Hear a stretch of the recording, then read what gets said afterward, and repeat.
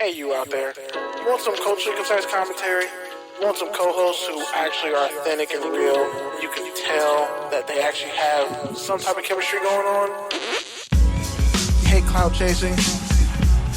That's cool. I actually got something in mind for you.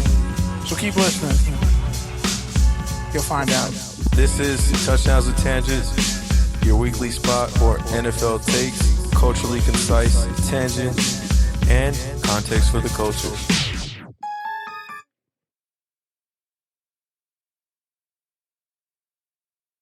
What's up, good people? Live from Hawthorne, California, it's the dynamic duo, Touchdowns with Tangents, your NFL spot for topical takes, tangents, and concise commentary for the culture. I am PD Camarillo, and he is Barry, and I'm pretty sure you ran out of words that started with T. Yeah, I don't know what the fuck happened. That was a lie. That was one of the worst intros for sure. That was definitely top 10 worst intros. Like you were trying to catch the beat, and I finally got you. Nah. That was corrupt trying to catch the beat. That was like you were double dutching, and then you jumped in and did a pin drop, but nobody knows you actually like fractured your patella. You're actually in a severe amount of pain right now. And of course, we have on the line with us the amazing producer Nikki. Howdy. I know she got some Oklahoma slander. I mean, some Big 12 slander in her back pocket. She's just waiting to cook. It's simmering. Don't worry. I've been marinating, bro. Yeah, so in case you missed it, the Touchdowns to Tangents crew, we took a little field trip last week to Charger practice. Got to watch Jameis Winston almost take Derek Carr's job the whole day. They won't let Jameis be great. They won't let Jameis be famous. They won't let Jameis cook. That's the title. Let Jameis be famous. And give him his crab. I don't think you want someone to give you crabs, Pete. Or crab legs. Or just any crustacean. And give Reggie back his Heisman, too. Definitely. While we're at it. We'll talk about that might have to take away Johnny's, though. We'll talk about that a little bit later. But might have to take away Johnny's Heisman. What else we got to talk about, Kenny? Let's talk about it. First off, rest in peace, wrestling legend Terry Funk, and rest in peace, Bray Wyatt, a.k.a. The Fiend, a.k.a. Wyndham Rotunda, a.k.a. a longtime Raiders fan.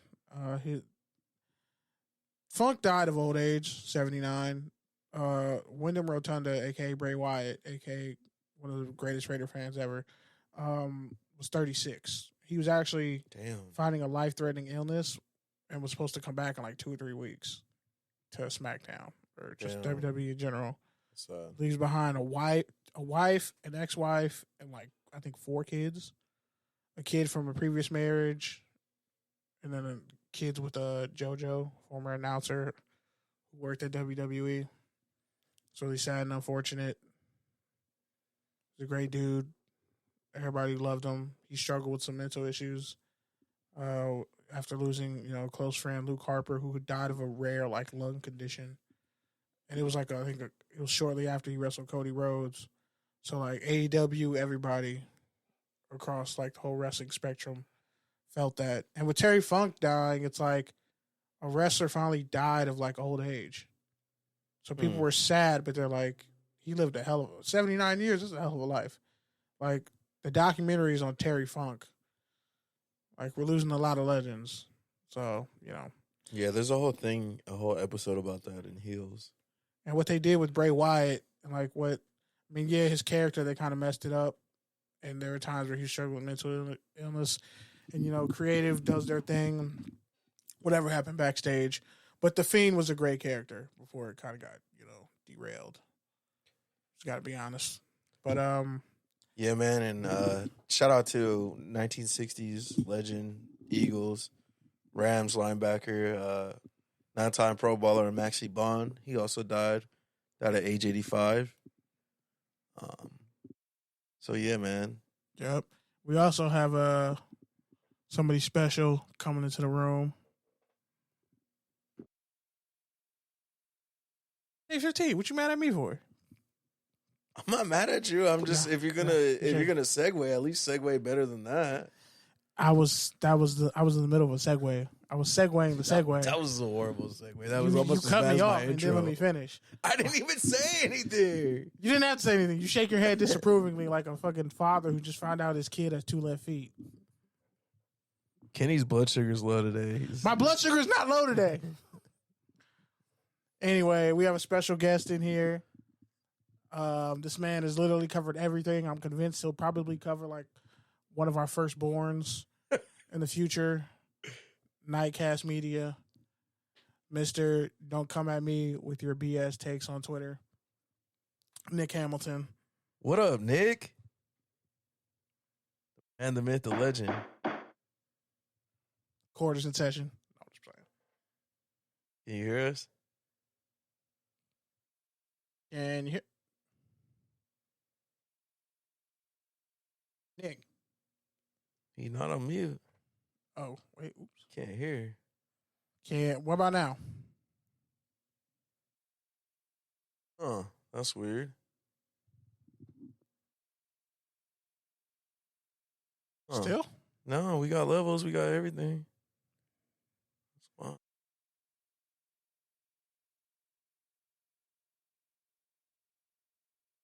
First. We should be good.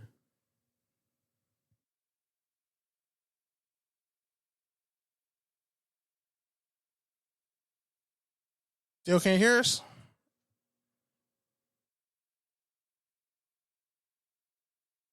Well, he can't hear you if you're asking him if you can hear him. I know, I was really dumb. Like, I felt hella dumb the second time I did it. You wild, Kenny.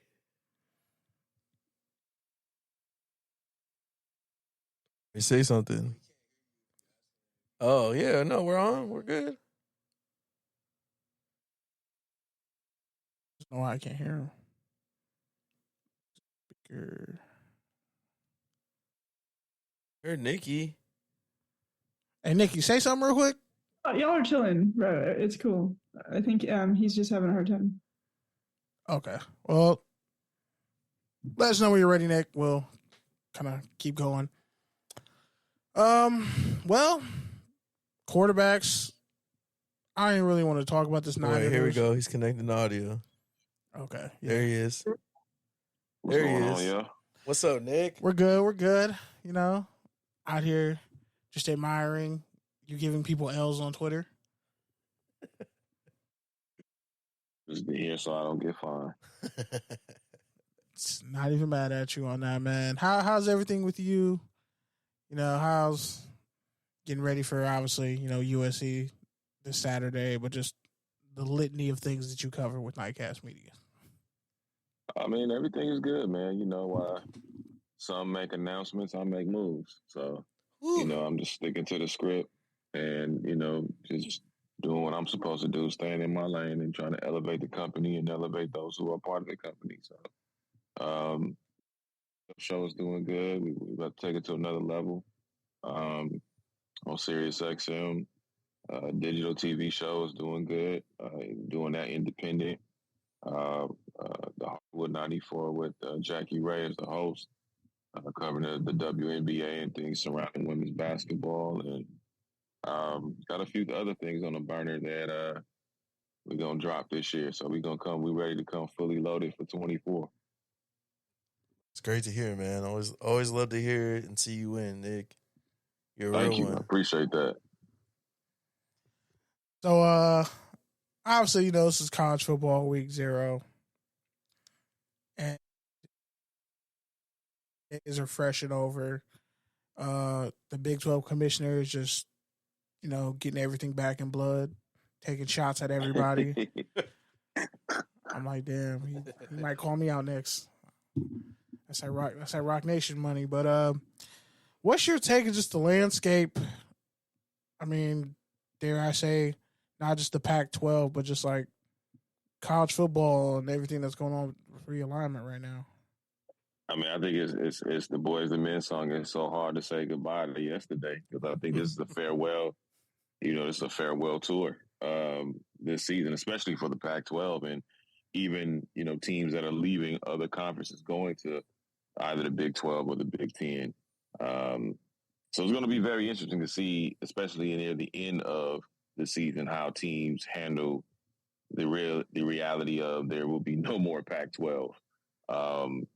There's a out of business, everything must go sign, on the Pac-12 offices. And again, not to make light of it, but I feel for those who actually work for like the Pac-12 network, those who actually work for the Pac-12. I wonder where they're going to be, because we're so ultra focused on these athletes, and these football and basketball and baseball teams and so forth. But we forget about those who actually work behind the scenes, that are employed. Some of them are not going to be employed, which is really unfortunate, when you have something of this magnitude, where there's been such a seismic shift, in college athletics. So, I feel for the people that work for the Pac-12, because some of them may not get, opportunities to work elsewhere. As far as the college football situation goes, I mean, I'm looking forward to it. I can't wait. I'm curious though, Nick. You've covered the Pac-12. You grew up here in Los Angeles. Like, for you, what do you think the legacy will be of the Pac-12 when it is all said and done? Like, what do you think should be done with the records, the championships, all that good stuff?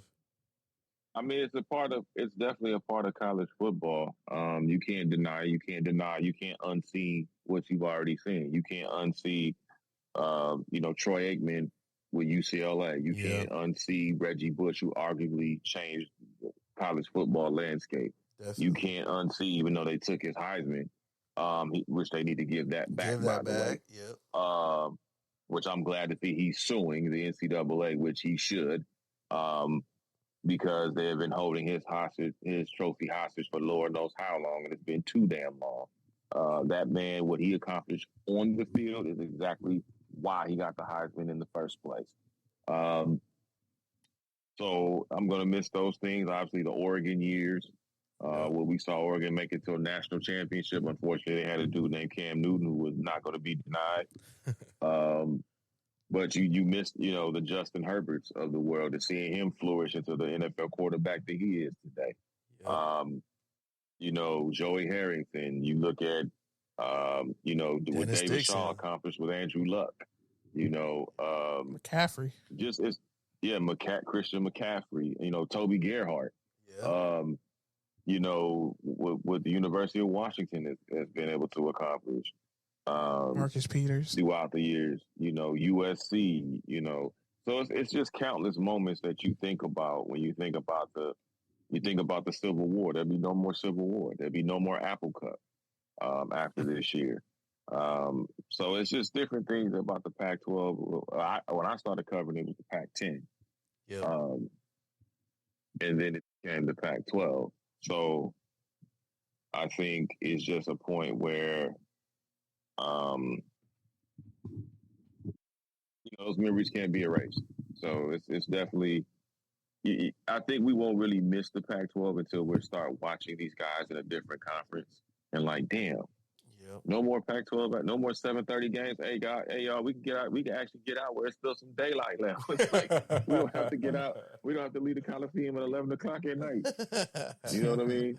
I mean, the beauty of USC and UCLA and Oregon and Washington playing the Big Ten is that we're going to have early games, y'all. Yep. We're going to actually have early games. Maybe the latest game we're going to have is a 5 o'clock game, and that's because that's the ABC or ESPN game of the week. But that's not going to happen every week. So we're going to have early. Hey, fellas, we're going to have early Saturdays. That's what I'm looking forward to most. I like it peeling back that fourth wall. Reporters are people too, man. We like our Saturdays too. You damn skippy, we like our Saturdays. I love watching SEC football, early in the morning. Hell, bring on the Big Ten right after. So we done for the day. Yep. Watch Washington throw up 60 on Northwestern. We are done for the day. By 3, listen, if they have to travel to Northwestern, by 1:30, we are done for the day. That, especially in Michigan, like Luke Schoonmaker told me, like so many different places to eat at in Ann Arbor. I was like, bet. So that Yeah, I mean that's the beauty of it, man. You get to travel, man. We get to see a lot. And listen, we get a chance to see Ohio State come back to the Rose Bowl, possibly. You get a chance to see Michigan come out here to play USC. Like, you get to see Penn State at times come out here, and excuse me, we get to play Oregon a lot more now. You get to play Washington a lot more now. So, it's gonna be especially when the West Coast teams have to play each other. In the West Coast time zone, that's going to be really interesting to see how that goes. But I'm looking forward to. I'm looking forward to the Big 12 and how they're expanding. I'm looking forward to the SEC. Now, I saw a report, I think it was today, that the ACC is still looking at trying to poach Stanford and Cal, and I think That's SMU to the ACC. That's big money, though. So. That's big money for them. Yeah, but I feel for Stanford and Cal because think about the travel time. Yep. You got to travel all the way back east. Yep, and that humidity. Like all the time. just to win 13-7 against Duke. Because people are really going to pay.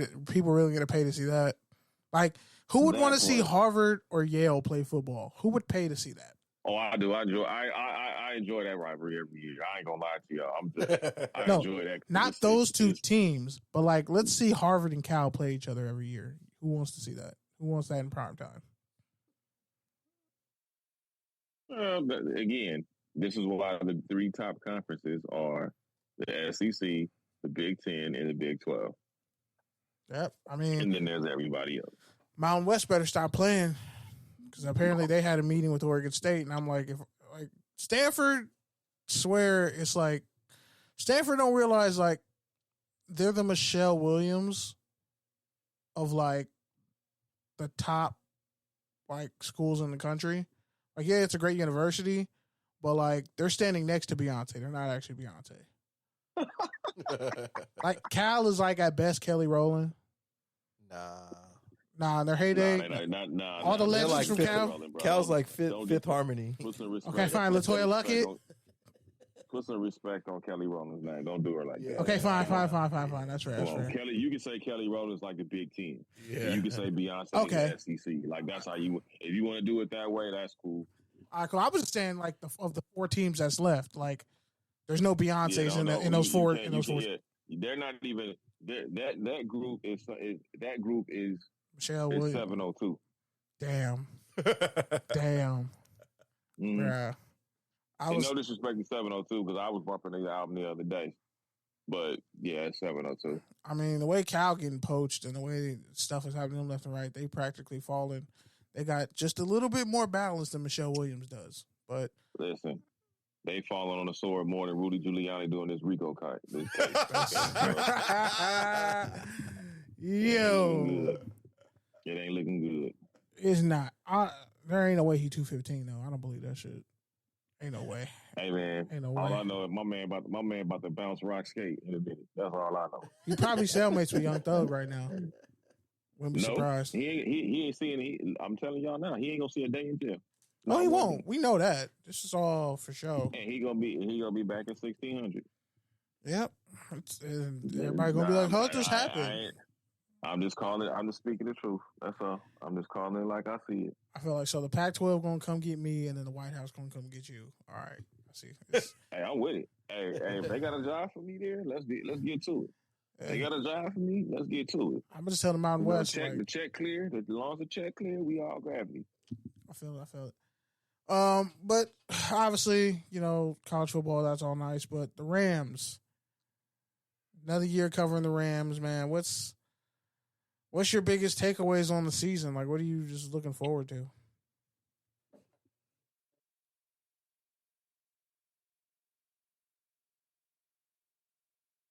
Oh, you're on mute. What? Nick's on mute. I think when you look at the totality of the Rams, obviously this is a remodeled year. Vegas has them at 6.5. I'm probably going to go with the under at 6. Because when I look at this schedule, right, I mean, Cooper Kupp came back today. I think even talking to Coach today, he was saying how, they're starting to feel their rhythm again between Kupp and Matthew Stafford, which is a great thing. But I also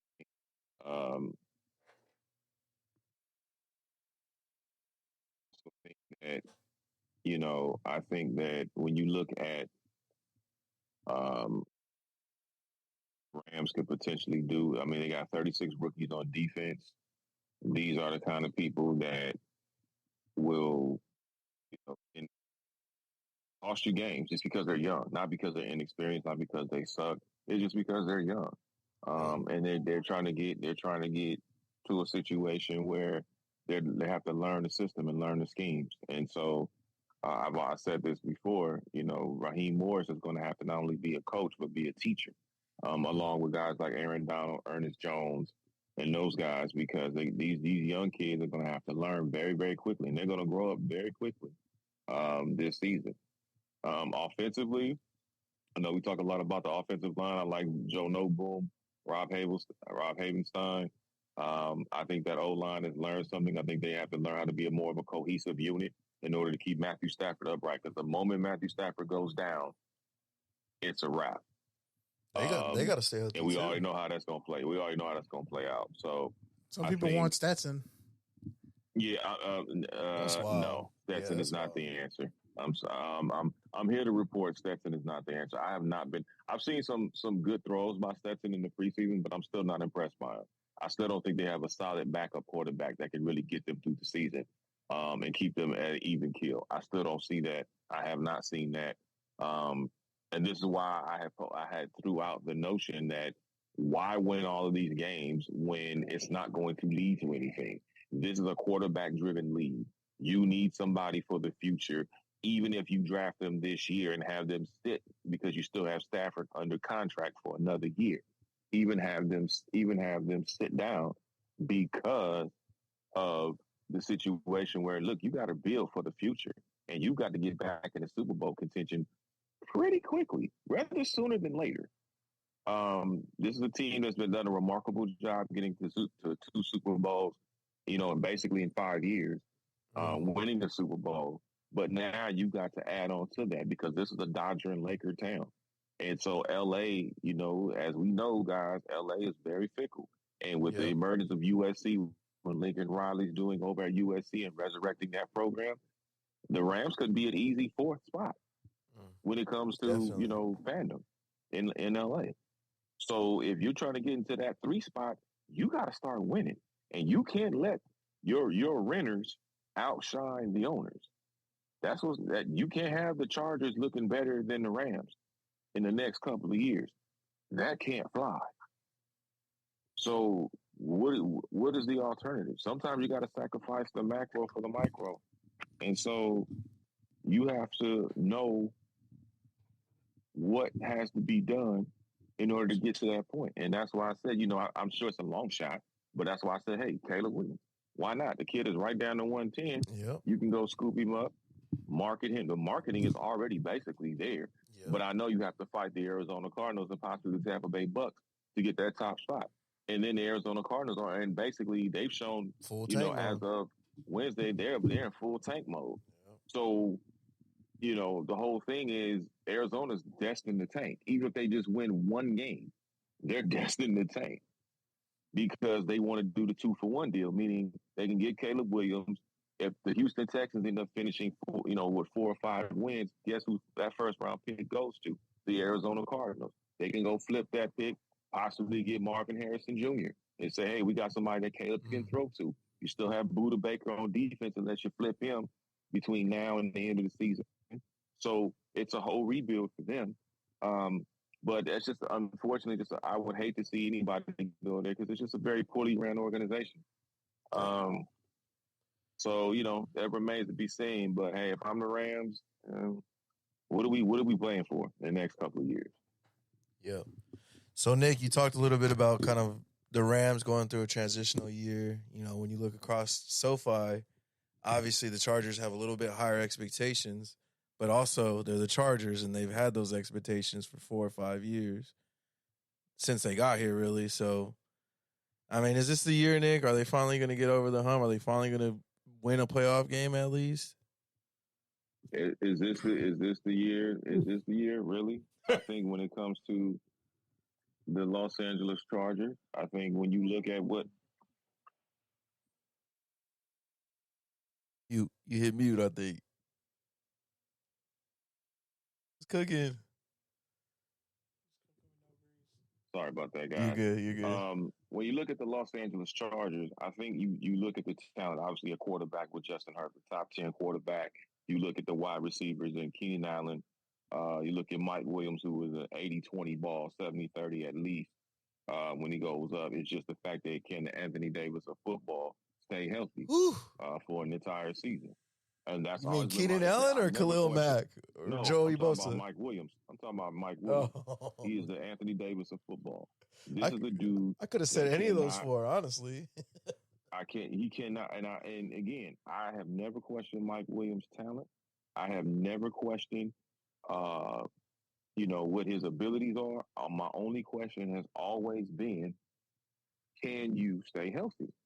Because it's going to be impeccable that he stays healthy if it's going to be success, especially with Kellen Moore, who likes to air it out. I mean, they're going to get balls thrown down the field left and right. The question is, Austin Eckler's going to be a running back. You got a nice O-line. My question is the coaching.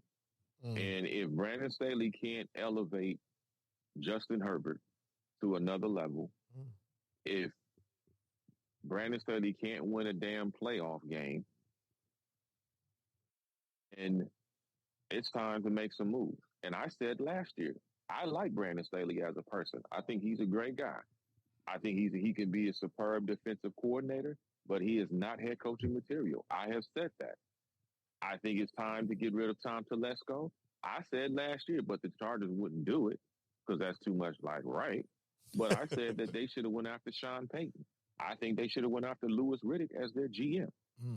I think you would have put some more football minds in that upper management position. You could have possibly drafted better. You could have possibly made some moves that could have enabled you to get more than just another playoff loss. Because I tell you what, if the Chargers lose a playoff game this year and they don't make it to the conference championship, it's time to call it a day. It's time for the key cards to no longer work. And on defense, you look at Khalil Mack, who's at the end of his prime. I think Joey Bosa still a guy that can still command some attention when he's up. You got Derwin James, who is absolutely phenomenal going into his 6th year. And you can see the maturity in Derwin James going into his 6th year, especially in the leadership role Definitely. that he's taken on. And I think, can you hear me? Yeah, you're good. You're good. Okay, sorry about that. I think the leadership role that Derwin James has taken on has really been impressive to me. How he's been able to embrace that and really be able to, bring the best out of guys in that secondary as well as, help out with the defense. So I think the Chargers have an opportunity. I think they're a wild card team because, unfortunately, you got Patrick Mahomes and the Kansas City Chiefs in that same division, and I don't see them losing that division at all. I understand what's going on, a situation with a couple of their players, but all in all, I still think they win that division as long as Patrick Mahomes remains healthy. So they're going to probably be a wild card team. So that's going to be very interesting to see how the Chargers maintain because they have some very tough games, obviously, against the Miami Dolphins opening up at home at SoFi. They also play the Dallas Cowboys this year. They obviously play the Kansas City Chiefs. They play the Las Vegas Raiders. They play some very, very tough, some other tough squads this year. So they play the Baltimore Ravens now that Lamar Jackson finally got some help. And so I think it's going to be a very, very, tough season for them. I got them at 10 wins this year. I do have them at 10 wins this year.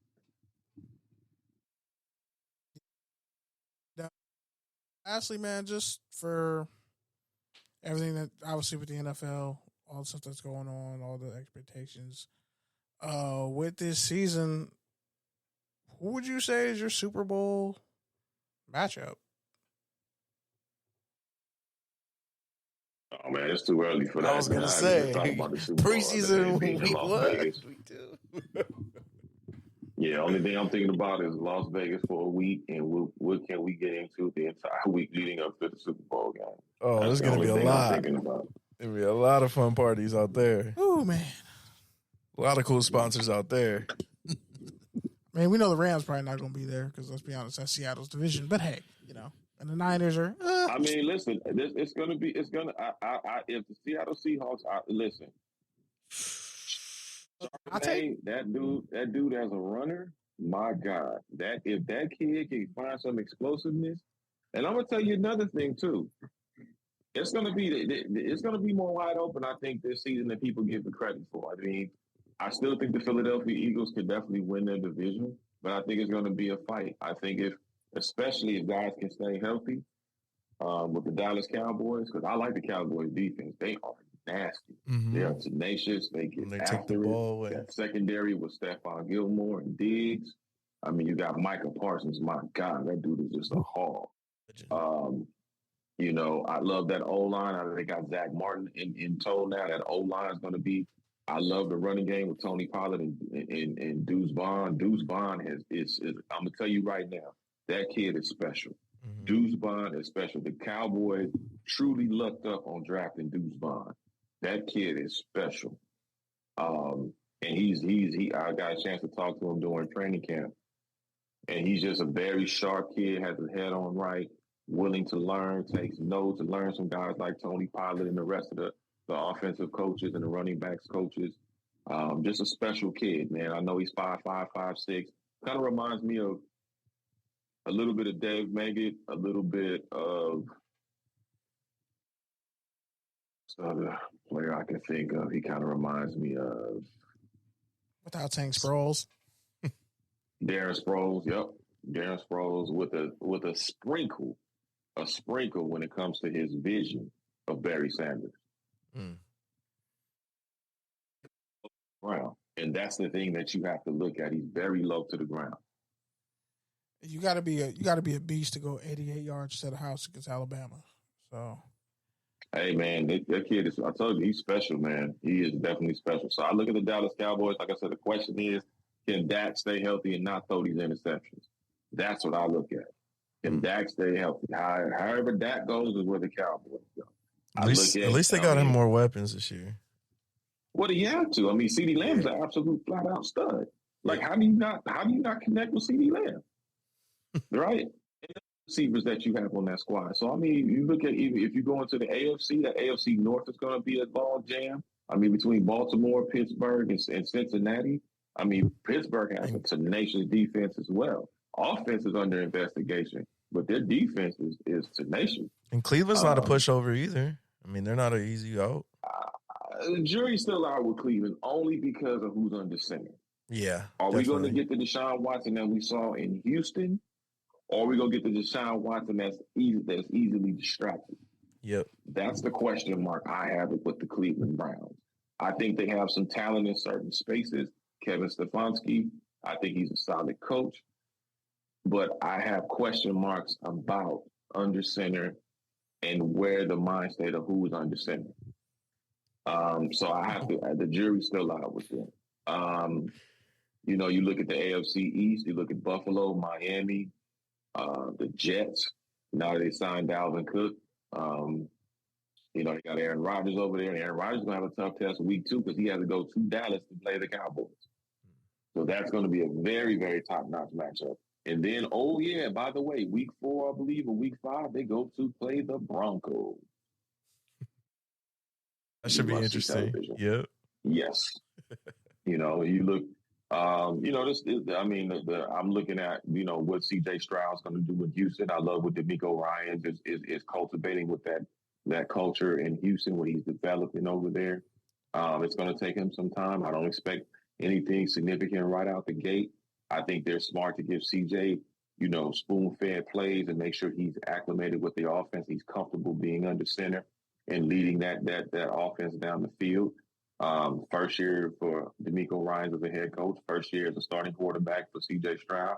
So I think these two can grow together and really develop a kinship that can be significant, that can be widespread throughout the locker room. So I'm looking forward to seeing what Houston does.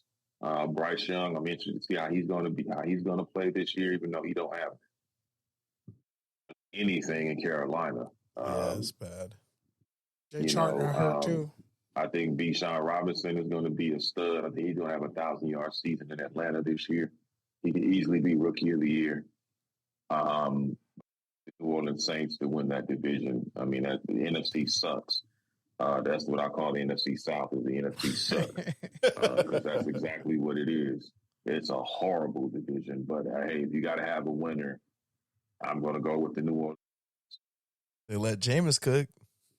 And it won't be because of Derek Carr. I think there's a lot more continuity. Just watching them in the joint practice about a week or so ago, you can see some continuity amongst those guys. And I think that may be able to help carry them over. With the guys able to, like you said, I believe Jameis, they let Jameis alone, that he could. Yeah, you probably get a few more wins that you probably weren't expecting. I ain't never seen nobody throw screen dump off passes in practice until I watched Derek Carr practice. And it wasn't a screen. It wasn't a screen. He just threw it to the check down. And then Jameis came in and threw a bomb, and then he started trying to push it. But I was like, let me throw it to Chris Olave and then get him hurt in the process. And we were like Quentin Williams, sack. 2 weeks, sack. God help us out. But yeah, it's gonna be a fun ride, fellas. I'm really looking forward to this NFL season this year. I think it's gonna be a lot of fun. It's gonna be a lot of surprises, I think. I'm looking forward to it. Looking forward to it to see what happens with both teams here in LA and across the league. All right, Nick. Well, thank you so much for making time with us, especially in such a busy time. You want to let the folks know what you got coming up and where they can find you, all that good stuff? You can find me on Instagram at Nick Hamilton LA. You can also find me on Twitter at Nick Hamilton213. You can check us out at nightcastmedia.com, which is a wrap-up of sports, entertainment, pop culture, and tech. That's NITECASTMEDIA.com. Check me out every week, Tuesdays, 10 a.m. Pacific, 1 p.m. Eastern, Sirius XM, Channel 145, the NH Experience, with myself, my producer, Jake Warner, and my co-host, Jackie Ray. And we get to it. Whatever's popping, whatever's hot, we're going to get to it. And we're going to give it to you like we give it anywhere else, raw and uncut. So check us out there and any other platform I'm on. Hey, give us a follow. Support Black-owned media. Thank you, guys. Thank you, Nick. Yeah, man. That kind of helps a little bit, too. You know what I mean? It kind of helps a little bit. Support some Black-owned media, Black-owned, minority based, you know what I mean? And we try to we want to make sure that we, give ample opportunity to everybody that has a voice, that may not get a chance to showcase their voice from Black and minority-owned communities. So that's one thing I wanted to make sure. Yes, and LA Zone. I'm born and raised in LA. That's what I'm saying. Because I'm tired of the out-of-towners. that would have been a great podcast. I got love for anybody that has love for us. You know what I mean? Well, and I think it's if you can work in conjunction with somebody, I think that's what helps. When you try to be standoffish and you try to, be on that LeBron block you at the basket type of deal, then I can't rock with you. Facts. But if you willing to be open and really to journey and work together, because we're all trying to do the same job, maybe in different ways, but we're all trying to do the same job. We're all trying to accomplish the same or similar goals. Yep. And that's the bottom line of it all. So yeah. To it, man. I'm gonna have fun. I'm looking forward to it. Congratulations to you guys, because you guys have definitely persevered. You guys have gone through some obstacles as well with this show, and then you guys continue to persevere. You guys continue to bring it at a high level, and I'm very, very proud of both of you and your whole team. At Touchdowns and Tangents. So you guys keep up the great work as well, man, because I see you guys on the field. You guys are grinding. You guys are getting after it, and you're making sure that you are disseminating a lot of the information to your audience and educating folks at the same time. So I just want to give a hats off to you guys, both of you guys, because you guys show. Thank you, sir. Really appreciate that.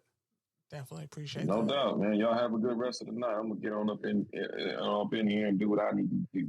All right, man. Stay safe. Have a good night. Stand on business. Right. Have a good one. Yeah, you too, brother. Have a great one now. Peace. I just want to end the show on that. Like, thanks. I really needed to hear that. It's been that kind of a week. Like, oh, damn, I wasn't expecting this much support this week. But you weren't in a bad mood, right? You were in a good mood? I wasn't in a bad mood. You going to retract that statement? I wasn't in a bad mood. You just annoy me sometimes. It's more on Thursdays. There were jokes there, but I'm just going to leave that alone. But, yeah. It's crazy to think, like, this really might be the last year of the Pac-12's existence. Like, I'm trying not to think like that when I go in there, this Saturday. Nah, you have to think that way. But it's like, you have to think that way.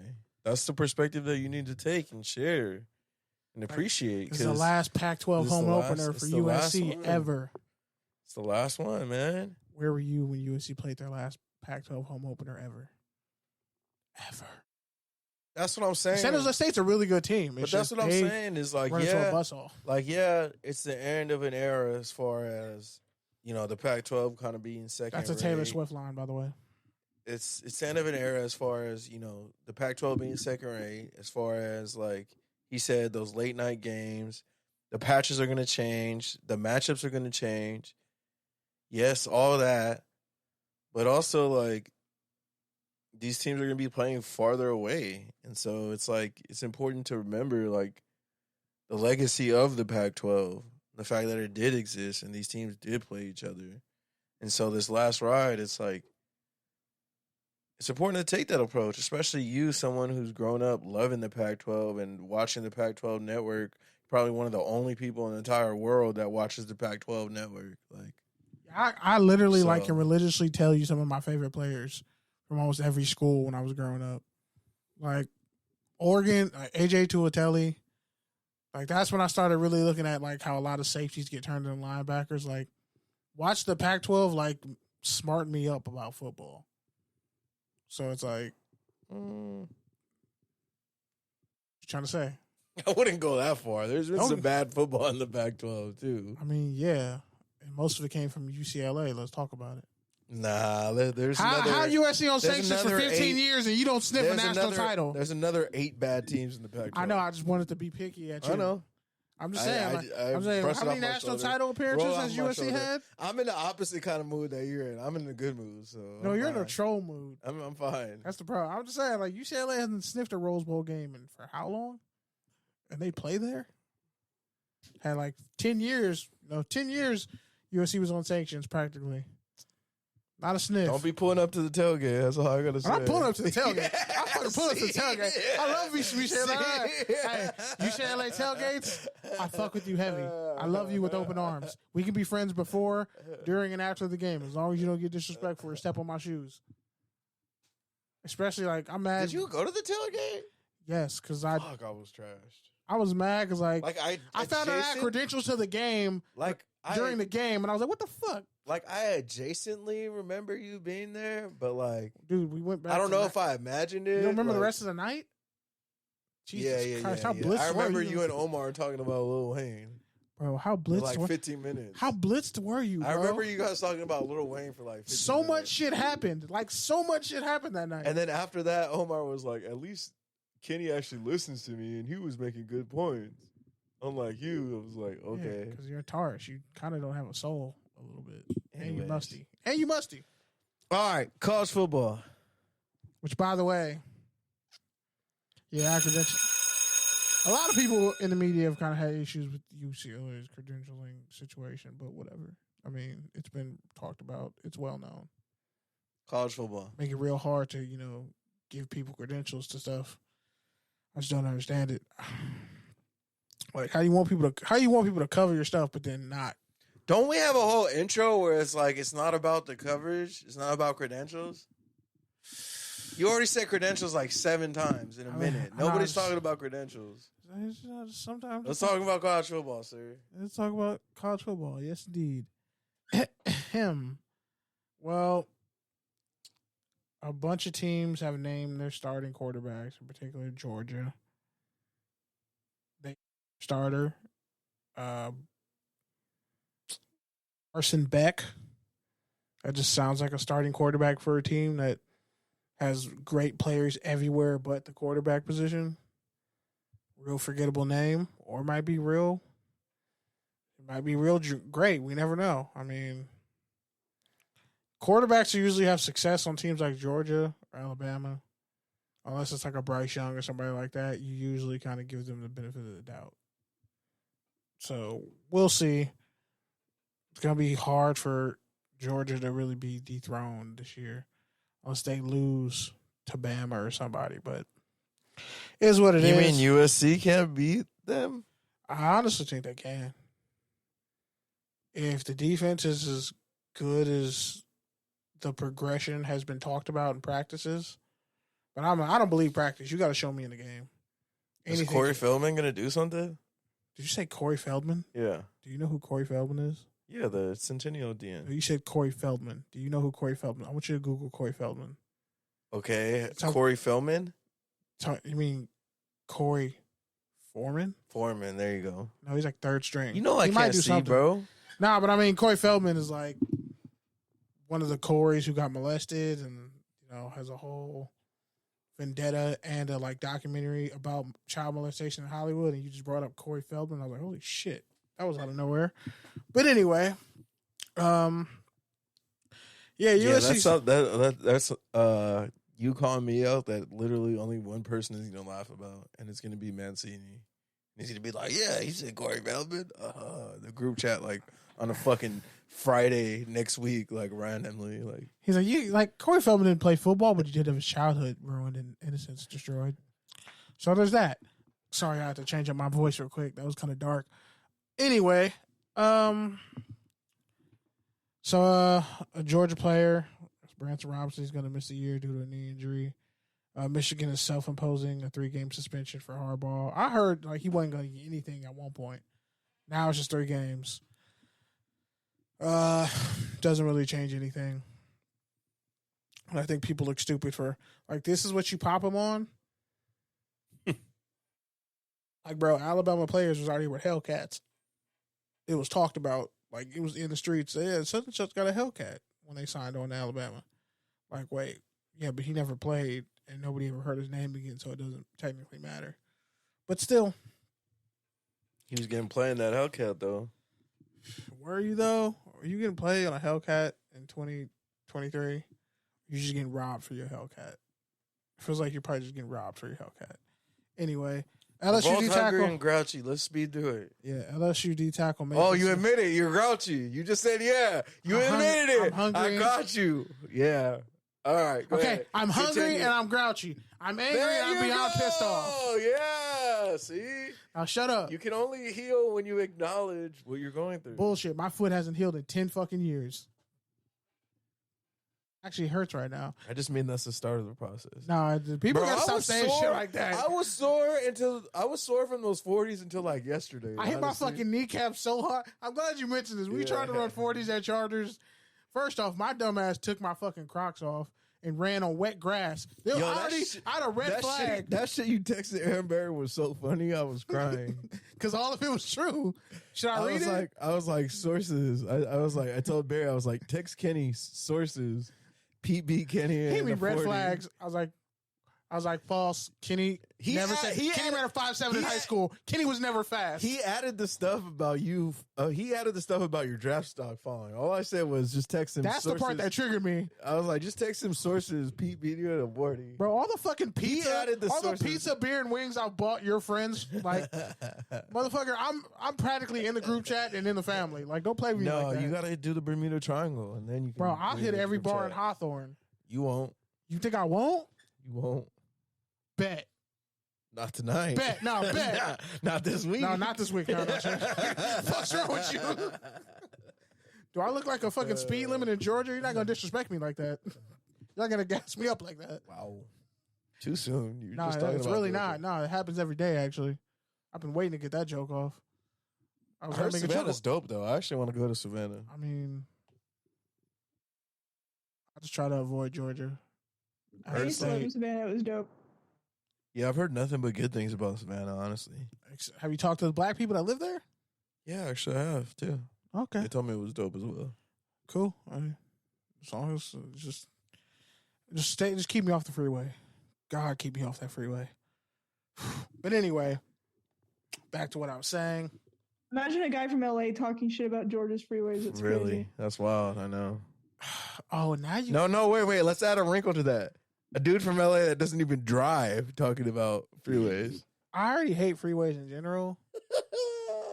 But from the friends I have who have been there and from there, they all tell me to like just. Who you know from Savannah, Georgia? A couple of people actually. Who you know from Savannah, Georgia? You don't know my friend base, Pete. You gotta understand that. Shit, bro. You don't know people I know. I've lived in Hawthorne longer than Nikki's you. face right now, but she's crying right now. So, because she knows you're full of shit. First off, I knew people before I met you, Pete. Here we go. I knew people before I went to college, in case you didn't know that. Like, I have a whole friend group outside of you. You're just going to give yourself RICO charges admitting that you know people from Savannah, Georgia. I'm just like, I didn't say, time out. Yeah. I did not say that. Your I'm Honor, just saying, the way you're alluding to it. The way you're alluding to it. I said I know people who have been to Savannah, Georgia. That's different. Hey, what's that YSL tat under your sweater, Kenny? Hey, first off, I have no tattoos. I'm a child of God. My grandma made me promise not to get tattoos. Damn, and you got a free man's tat? Yeah, Kenny. Wait, okay. Why are you snitching over here? Like, we know what part of the police car you sit in. You sit in the front seat, don't you? You go on joyrides for fun. What's that fuck mob ties tat? You go on joyrides you go on joyrides with cops just to fucking give people parking tickets who don't deserve it. I don't know, man. You can't really go to Houston with all that shit you're talking about mob ties.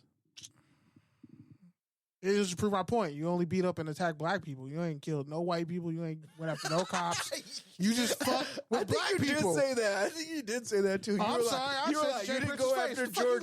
You didn't go after George Zimmerman. You went after Zimmerman's Takeoff. still alive. Yeah, all y'all not tough. That. I have a reason to not kill people. I got a nephew and a life and a family and shit to live for, bro. Like, bro, I'm triggered. I just watched Snowfall, man. Now, if I ever go dark, yeah, I'll probably become a horrible serial killer. When he was talking about at that point, whole there's nothing scene stopping me. where he was like, "Yeah, I was just floating in life." And your mom was down bad, and I told her to move out here. And then all of a sudden you were here, and all of a sudden I felt like I had purpose. And I thought just seeing you do everything you ever wanted to do, that would be everything. So now I look at you and I wonder, am I the reason why you're a fucked up, bitch-made ass motherfucker? That shit was wild, bro. That scene was cold. That was random. That was very random. I know it just made me. Franklin was a bitch ass hoe, but that's a whole nother story. Especially how the show ended. Total scumbag. The show that he didn't completely watch. I've watched it. You have not watched its entirety. I skipped like 2 seasons because it sucked. The show sucked for like 2 seasons. Cap and say it didn't. You see what All I'm right, doing? then shut up. I know what happened. I just didn't watch the whole thing when it came out. I saw like 20 minutes of it and said, I'm turning this shit off. This is lame. I'll go read an article about what happened, but I'm not watching this bullshit and wasting. You skim through porn too? Wait, what? You watch porn all the way through? You sick fuck? Hey, Nikki, why does he keep exposing himself on this podcast? Nobody brought up porn. This is a college football segment.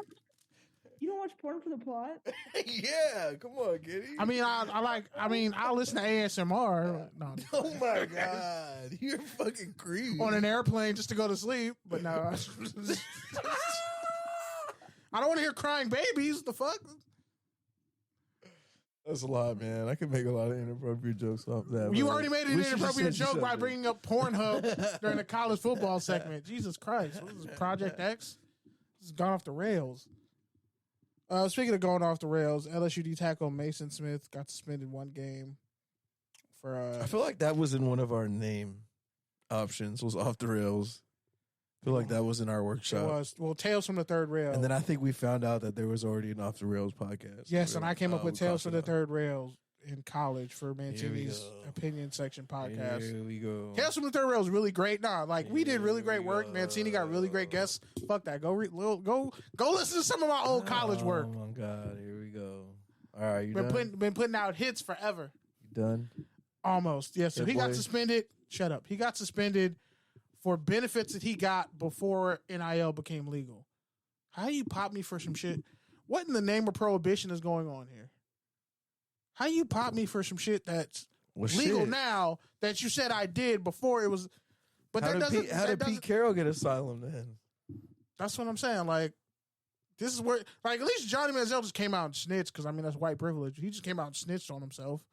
And he should get back right with his homeboy who helped him come up with that lie about him having rich parents. And boy, all you journalists who were around back then, and Johnny Manziel, you were trash. I was like a teenager talking shit. I didn't know no better. You were a grown adult. You were no fucking teenager. When Johnny Manziel was in college? No, you weren't, bro. How old? You were in college. I was in college when Johnny Manziel? Yes. There's no way I'm not that old. Fuck out of here. I was watching him beat Alabama at Sears, bro. Hold on. Wait, seriously? Yeah, I watched him beat Alabama at Sears. We're that old? I was at CSUN, so we have lived a life. You were definitely at Elko or CSUN. We have definitely lived a life. Damn, I've watched a lot of college football. Anyway, yeah, so that's pretty trash to me to get suspended for NIL stuff before, like, you know how petty the NCAA has to be? Oh, you mean like slandering Reggie Bush's entire life? Like ruining his whole life and then going on a witch hunt, trying to give USC pretty much the death penalty, but it didn't work because people still love USC. UCLA wouldn't have recovered from those sanctions, by the way. No, they wouldn't have. They couldn't even win 12 games in a year. I mean, if you haven't won a national When's the last time championship- UCLA's won 12 games in a year? Please tell me. Please tell me right now. Hold up. First off, 12 games. First off, just give me 12 games. You need to bring your level 5 down to a level 3. First off, this First is off- not Hillary. You must have been fuming when bro was talking about Troy Aikman and stuff, huh? Nah, I actually like Troy Aikman. I fucks with Troy Aikman. Second of all, don't make my me favorite. He's my second favorite Sooner. Don't make me get my SEC Pitbull on the line. All right. First off, what's she gonna do? And lastly, are you really coming back if you still haven't won a national championship?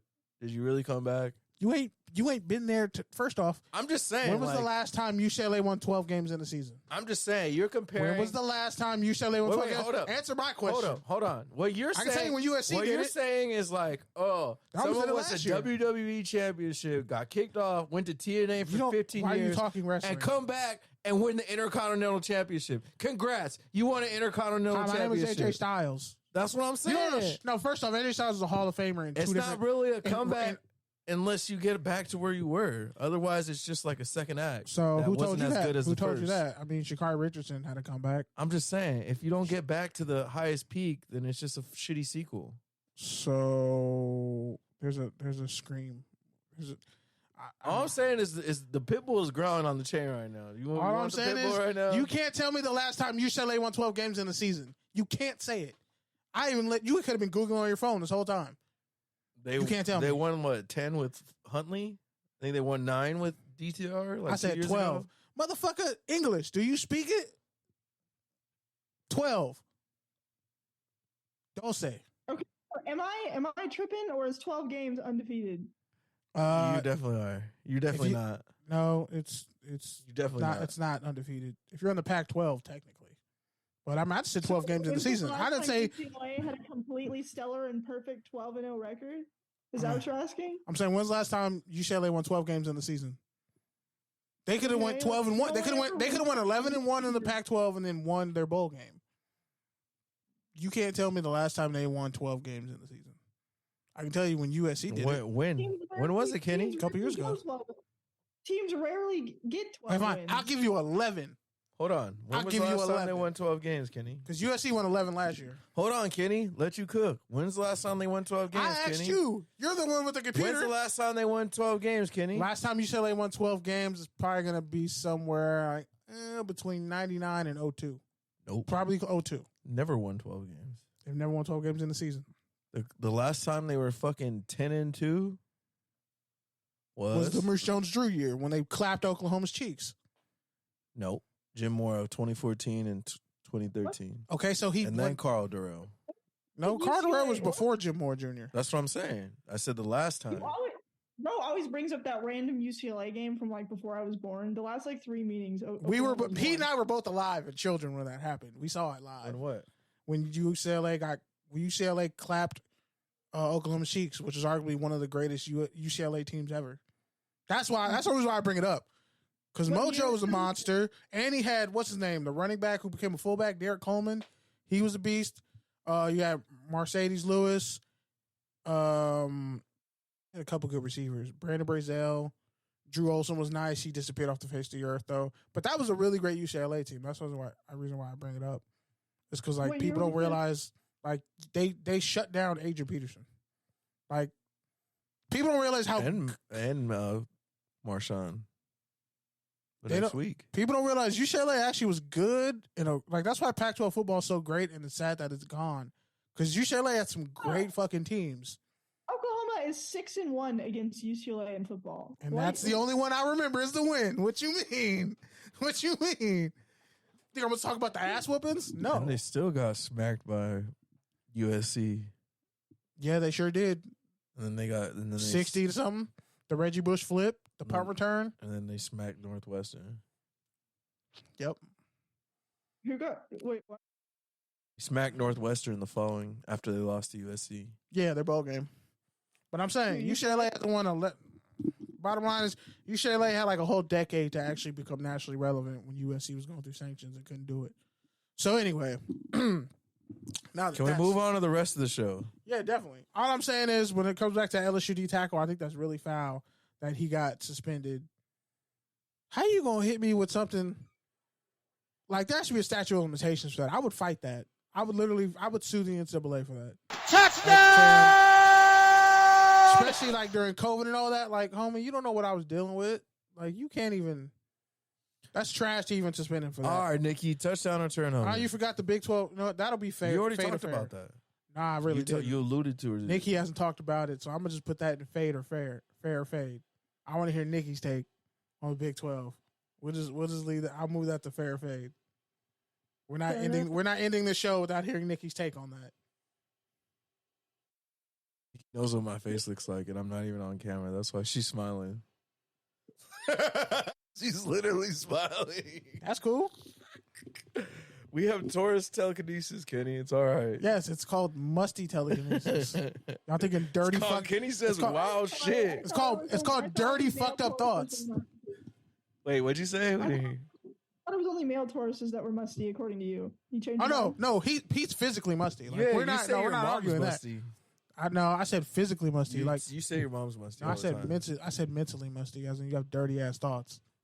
It's like both male and female Tauruses have dirty ass mentally musty thoughts, but male Tauruses are actually musty in real life. All right. Anyways, See how that works?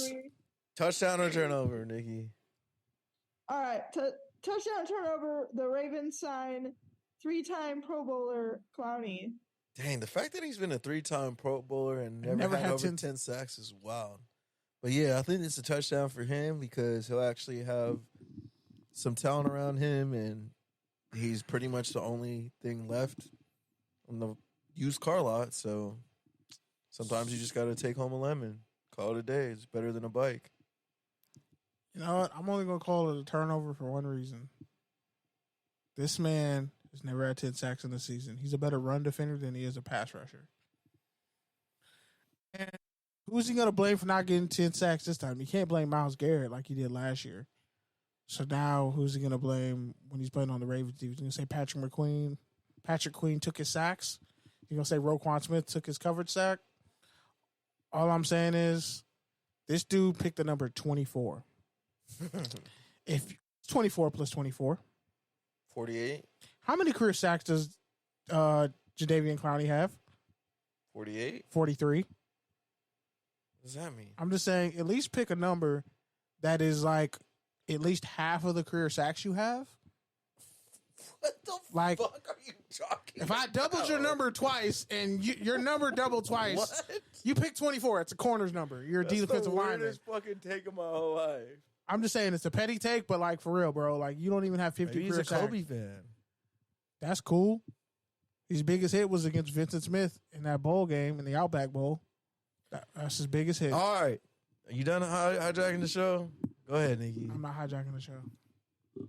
Run the tape back after. We can run it back. Moving on, we have touchdown or turnover. The Colts are kind of finally granting Jonathan Taylor permission to seek a trade, but they're only going to trade him for like a first-round pick.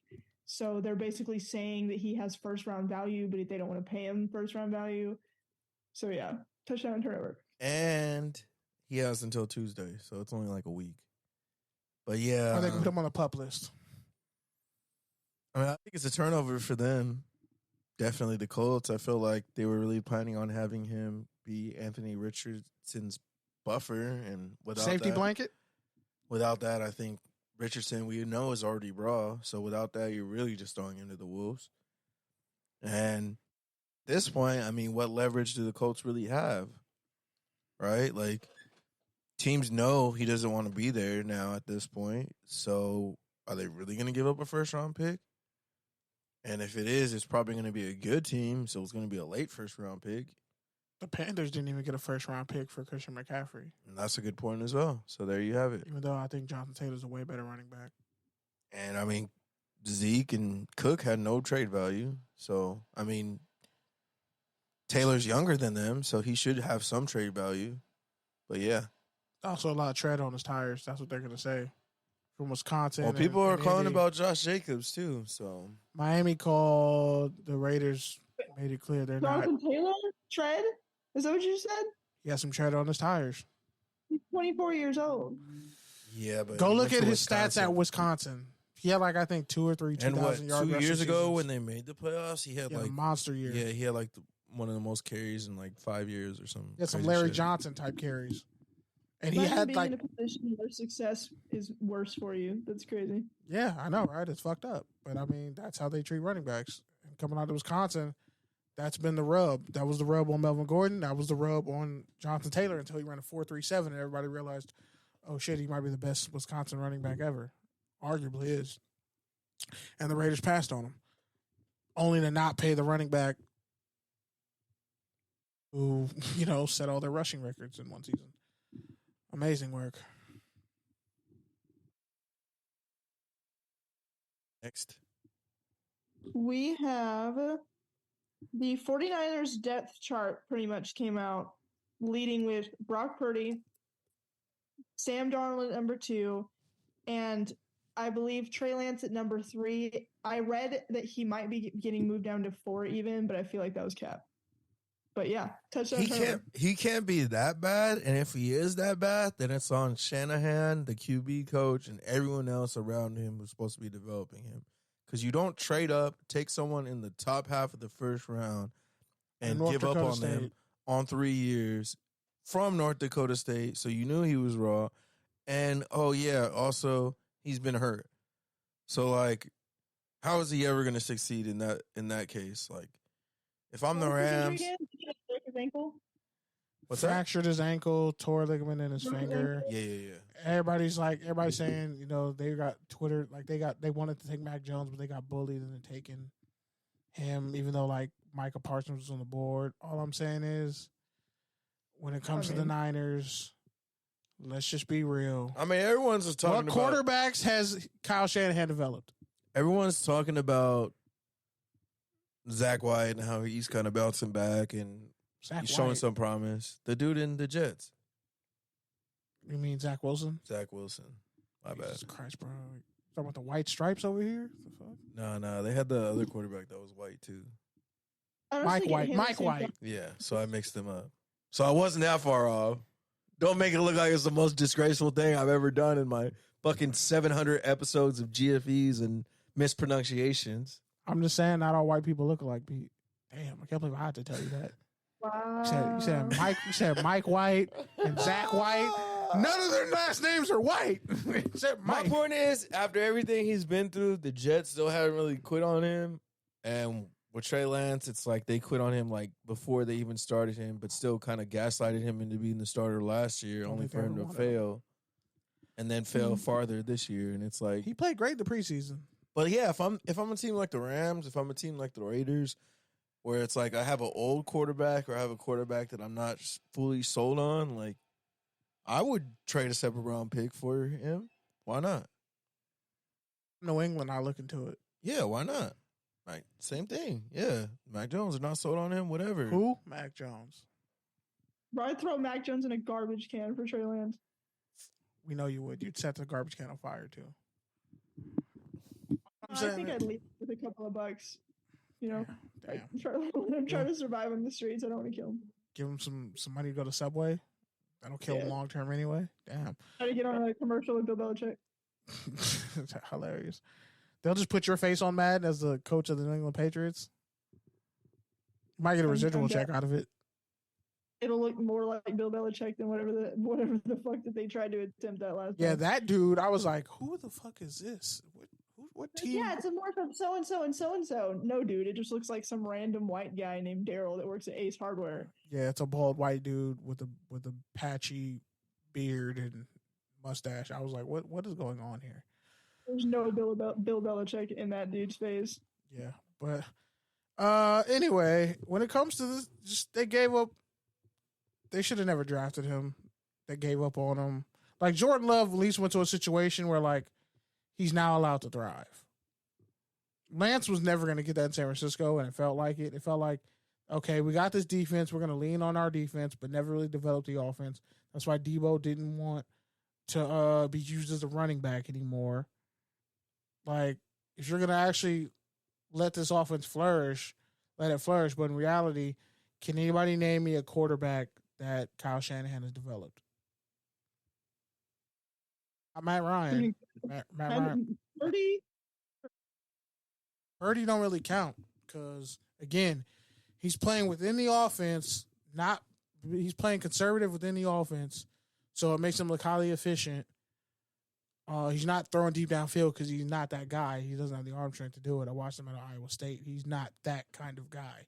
He's not gonna go out there and gunsling with you like Herbert.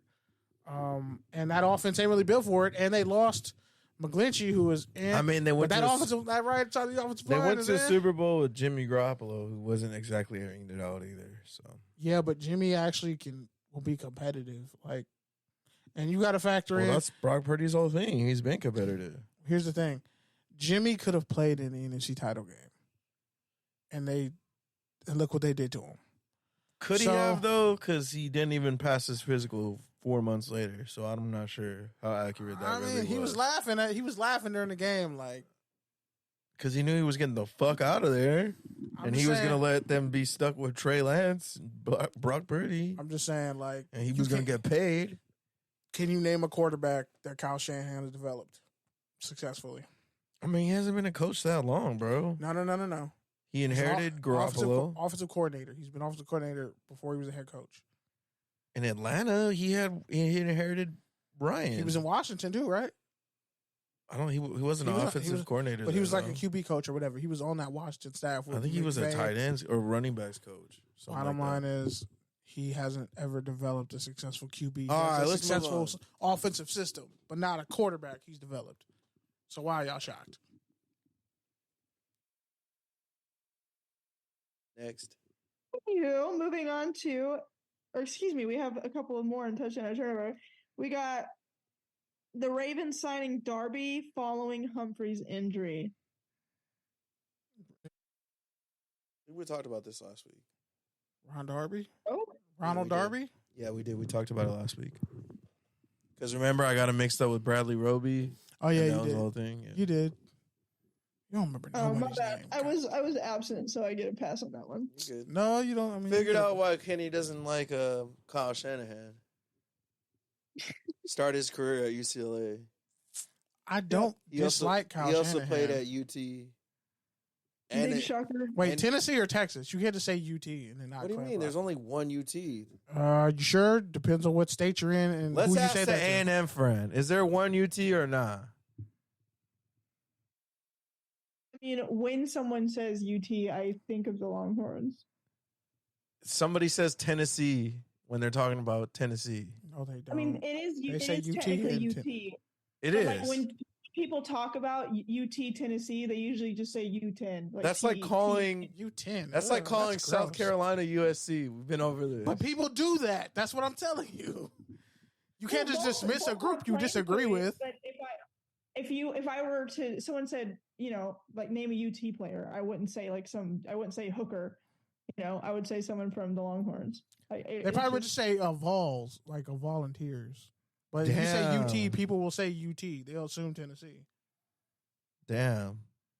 That's what No. I really figured out. Wait, you're saying that people would assume Tennessee when speaking on UT? I mean, what part of the country are you in? I've never heard of anybody Oh, are you refer to kidding? Tennessee as Okay. UT. I mean, so you tell me people in The Tennessee Longhorns have their own fucking network, dude. and Like, Tennessee has a bigger stadium. Tennessee has a bigger stadium and a better tailgate. But the Texas Longhorns are the number one brand in football. definitely. Like, Sure, it's not Bama. Now, no.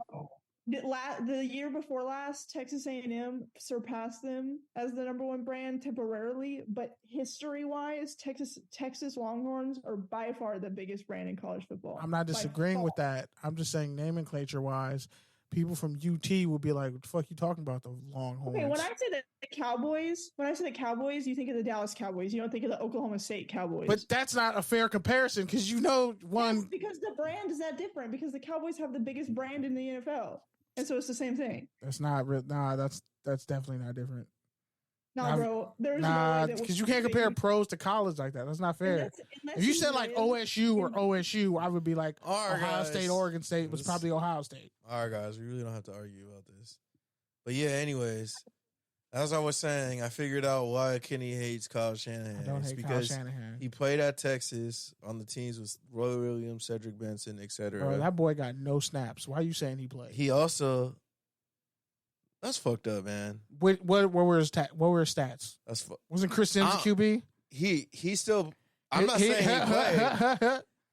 Kenny, what I'm trying to say is, it's not about the game time you get. You're still on the fucking team. You still practice and play. Like, that's fucked up to just be like, oh, he didn't play. Like, yeah, but No, but you said it like matter of factly, like, oh yeah, he played. Like, did he? no, play? I'm just saying he went to. There are a lot of Texas. grad assistants who He went to don't Texas. want to be great. Then he started his career where at? You said UCLA. Yep. And then where'd he go from there?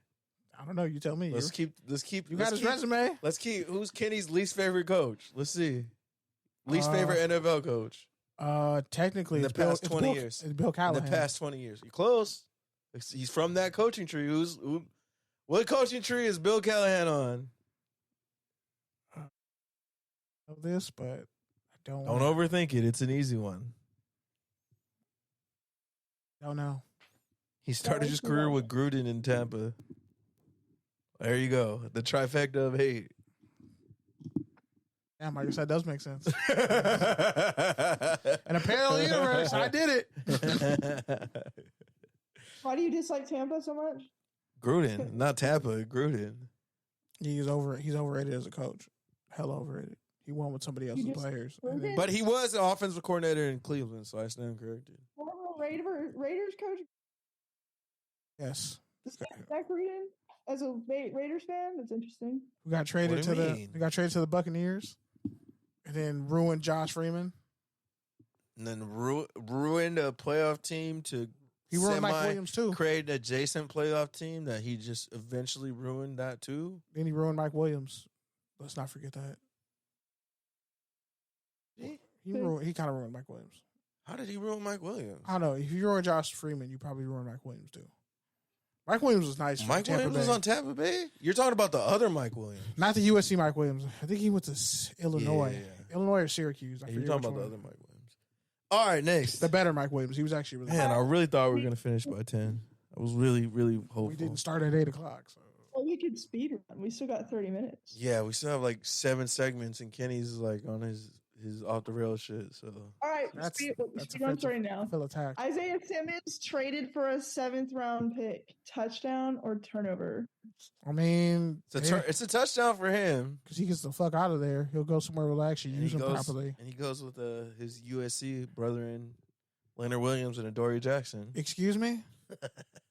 Where did Isaiah Simmons play He football? played at Clemson, but I'm trolling you because you act like he went to USC. No, he was just one of my favorite players in college football. No, really? You think? You're an asshole. I'm pretty sure we could create like 3 episodes of content just with all of your Isaiah Simmons propaganda. Nah, it was Like more we have a cool 6 hours of Isaiah Simmons propaganda. That's film work, first off. That's scouting. That's scouting, bitch. Scouting you for your Isaiah Simmons. Like, hey, if I was love. gonna draft him, he would just play outside linebacker, and I would just let him cover and rush the passer. Like, not fucking put him at slot corner and safety. And I also said that to allude to the fact that the Giants are quietly going to be your NFC team now.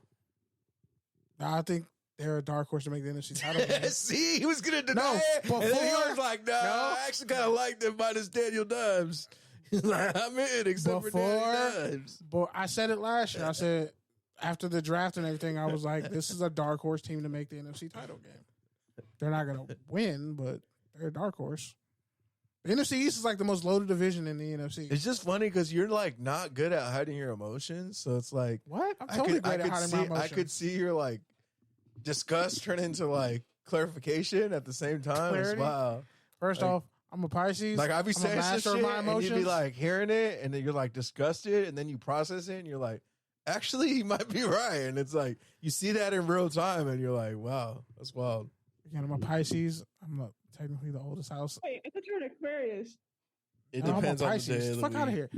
First off, I thought you were He's technically an Aquarius, but he claims the both. Pisces. No, I'm both because I was born on February 19th, which is Here like we go. no, it's a cusp date. Here No, we like go. it's literally called a cusp. Like every sign has it, where you're born in like like the same time period, where it's like the same energy, like Aquarius energy, Piscean energy. So I was born on February 19th, which makes I'm not really. which makes me I both. don't really believe in astrology like that. That's but called I a feel set tripping. That's not set tripping. Where your grandma stay? How about that? My grandma moved, bitch. How about that? Closing out touchdown turnover, we got Denzel Mims cut. Wait, that was already talked about. We didn't talk about that last I'm tired week. of the. We talked he about was it. waived. We talked about it in.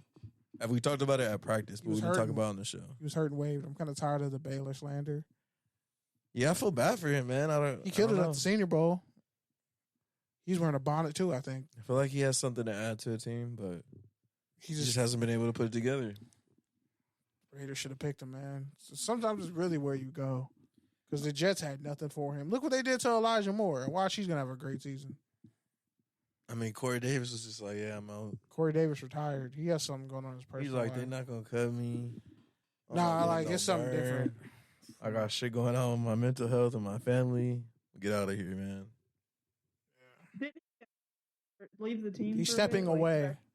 He hasn't he officially retired. retired. He said he's stepping away in his No, IG post. not now. Before, like a few weeks ago or something. He like. left No, for, he like, retired. He officially no, not retired. now. He didn't I'm talking officially about, like, retire. He just said he's stepping away from football. I know. I'm talking about like a I was month talking- ago. Didn't he? I thought Not he used the attend- word retired. He had No. shit going on. Pete, he did Wow. not say retire. He said stepping down. All right, I know Nikki, because I didn't hear wrote what the you were saying, headline sorry. at work. I wrote the That headline. brings us to take our tangent because we were going to talk about Corey Davis stepping away from the NFL after 6 seasons. So, what do y'all think about it? That's a good segue. We got sounds this week. Yeah, I'm just gonna say, I don't know. What? Corey Davis, man. I don't know what to say. I feel like he fell off pretty hard after he went to the Jets. Probably should have stayed in Tennessee. I mean, hopefully everything works out for him. I mean, that like he decides to do so like when Aaron Rodgers is coming to the team, and his team may or may not be asked for the first time since I've been alive. So, just interesting play from his perspective, I guess. I mean, whatever he's going through must be that heavy to where he's willing to give up football. So, Right. can't judge a man for that. We have the Commanders naming their starting quarterback Howell. Turnover. They should be calling for Trey Lance or White. Wilson. Literally anyone else. Literally anyone Racist. Brady Zapp. Brady's Bailey Zapp. Jesus. Oh, wow, bro. You can't keep your Raiders straight? It's crazy. You can't say shit right, can you? Can you say your name? Are you having a stroke? Do you smell toast? All right, let's go. My sugars were probably high. Your sugars are probably high. On the starting quarterback train, we got Baker Mayfield up next. He beats out Trask for the Bucs starting quarterback job. Did you say Kyle Trash on purpose? No, I said Trask. I thought you said trash. That was, Yeah, that's that would've fucked been up. A little trash. Yeah, I don't know, man. People are kind of like hyping up Baker Mayfield, and I'm like, why? I feel like everything I ever said. We've been through this already. Everything I ever said about Baker Mayfield, I was proven to be right. We went through it with the Panthers. We went through it with the Rams after they won that Raiders game. I gave him the benefit of the doubt after his rookie year, and all y'all Wait, told what me are you talking no, about? after 2 years. We can replay the tape. We got receipts. It's on record. No, We can like- go back. You retracted what you said, and now you're unretracted. I unretracted. It turns out I was fucking right. All of Here you you, go. I was right. I said, You yo, didn't get the full benefit of no doubt. I said he was overrated as fuck. He has a big arm, and he's cocky. Number one hater since I've known you, bro. That's cap. She don't know. You clearly aren't you're No, clearly like, aren't you think familiar he with was a my hater work. now? He was really a hater. Like, coming out in the draft, like, he was really I a thought hater. Lamar should have won the Heisman over Baker. I'm correct then. He's been a hater since day No, one. but I proved that he sucked, and he clearly was kind of a bust. I mean, he was surrounded by some decent talent in Cleveland, and that hit him. And now he ain't got Nick Chubb to hand the ball off to, or Joe Thomas at left tackle, or whoever else. Looking kind of mid everywhere else, and I just don't see that there's really not much there. Like the script is out on Baker. chasing Johnny Manziel with Baker Mayfield. Like, that's fucking wild, bro. Shout out to Cleveland fans. Y'all been through it. I mean, Y'all been through 2 seasons of LeBron gaslighting y'all. That they he's could have coming took back and he Saquon. didn't That's come the back. crazy part. They could have took. Imagine they took Saquon or Quentin Nelson. Even though you're not going to take a guard number 1 overall, but that'd have been crazy. Next. the Baker slander is insane. It's not slander if he actually sucks. We talked about Miles Jack, so you can skip that one. Wait, you what? We talked about Miles Jack. You can skip Yeah, that one. and I was on the Baker bandwagon. No, you were on no Baker. I was. Anyway, I'll pay you every single dollar in my bank account if you can find evidence of you talking anything positively on Baker. Hey, you could just send that to my Almost Zelle there. right now. We are almost there. We could talk about this off the air. Okay, You could just hit my Zelle later. Watch him like absolutely gas this season, and you'll just have to eat your words. That'd be crazy. Anyway, moving on. I Stop smell a yawning. bet. I smell a Sammy Watkins bet. First off, shut up, Pete. You're not allowed to pick. I'm just saying. You want to lose again? Cowboys Sam Williams gets arrested on controlled substance and weapon charges. Basically, he just had weed and he had a legal firearm, but apparently, like, There's a if you commit Glock. just having a legal gun, it makes it illegal or whatever. Yeah, he So had he a. gets arrested on some BS charges, whatever. Jerry Jones then jokes about his quote unquote improvement from his last arrest to the media. He's got arrested at Ole Miss. But yeah, he got popped with legal THC. It was like a vape pen. We gotta stop And interviewing a these Glock. owners, man, because they're just getting cringier and cringier as they get older. What do you expect from old rich Low-key, white men? I thought that was kind of funny. Like I'm not going to be a person that defends Jerry Jones at all, but it's kind of funny in my opinion. I'm just glad we didn't interview Jim Irsay. Some boy just be a silent owner. Like, I don't hear Jerry shit. Jones. I don't hear shit from the Bills owners. I mean, do you want to really hear from the Bills ownership I'm just group? saying. I don't hear shit from them. Do you want to? I mean, you're also not in Buffalo. Even the Raiders owner, I mean, I don't hear a lot from him. Like, yeah, but he's you just see his out and hairline about. everywhere. Yeah, I see him, but I don't hear from him. Like, well, yeah, actually, I do. Probably too much. I would say, why are you lying? Cronky? I don't hear from Cronky Because he's making so much fucking money, he's still counting winning it. championships. He's just counting all the money he's making from all the teams he owns that are winning championships. Denver money, Rams money, All right, next one. and he's married to a rich family too. I thought it was kind of funny, not gonna lie, but whatever. Closing out Taker Tangent, another This former this NFL really player. shouldn't have been on a rundown, but I'll give you a pass. What is this? Go ahead, let it cook. Let it cook. Y'all been talking about lately a lot about how y'all hating on former NFL players getting media deals, so I figured I'd just add to the bandwagon. But I feel like it's about to be I got trash. Julian Edelman joins Fox NFL Kickoff on a media deal. Kenny threw his phone. I threw my backup phone. I looked at the rundown and said, "What the fuck is this?" I don't even know what this At is. least Ian Rappaport will finally have someone at his height. No comment. Trying to get me fired. Shut the fuck up. They're gonna have to get a soapbox for him I got nothing to say. when he's talking to Randy or Keyshawn or anyone else. Keyshawn about to be on First Take again. Is he? There's rumors that he's going to be added on too. That's random. That's so weird, bro. Because let's have 6 black guys, a white woman. They brought Jay Williams back too. I'm like, what the fuck? Let's have 4 Let's have 4 black dudes, a white woman. Hey, we're canceling your show, but it's really just to get rid of Max. We're gonna bring you guys back in like 3 months. Like, so let's just add 4. Let's just add 4 you black. You guys couldn't just fire Max. Like, you had to fire the whole squad to you got to pay make more. him feel better. Like, you got to pay Max more to do that. No, they're paying him just to not do anything. Let's just bring on 4 black dudes and a white woman, and then say we're being inclusive and have Skip Bayless run the show, even though nobody fucking cares what Skip Bayless has to say. We were talking about First Take, but that was Fox. I know, but you brought up. All right, fair or fade. Joe Mixon boycotts speaking of specific reporters due to how they try to paint him in a negative light. Fair or fade? Yeah, because this players started doing this to Kenny. He'd have a lot of anti fans. You mean like anti Rihanna's album? Yeah, sure. They both smack. Don't ever laugh like that. Just don't. That's about to be a fade if you laugh like that. All right, James Harden fined $100K for his public trade demands and tirade on Daryl Morey. No comment. How'd I get Daryl Morey's name right? That's crazy. No comment, bro. Yeah, why are you no commenting? What the fuck? It's not the NFL. You can comment. Here's why I'm no commenting in it. Because James Harden's been doing the same shit for 7 years, but y'all shit on KD. But look at James Harden out here acting like a bitch. Longer his whole career. I'm tired of it. Even in I'm OKC. really tired of it. Even in OKC, he demanded his way I'm out. so fucking tired of we just give James Harden a pass, but then you want to sit up here and shit on KD. Wait. Let me take your point. Turning it on its head.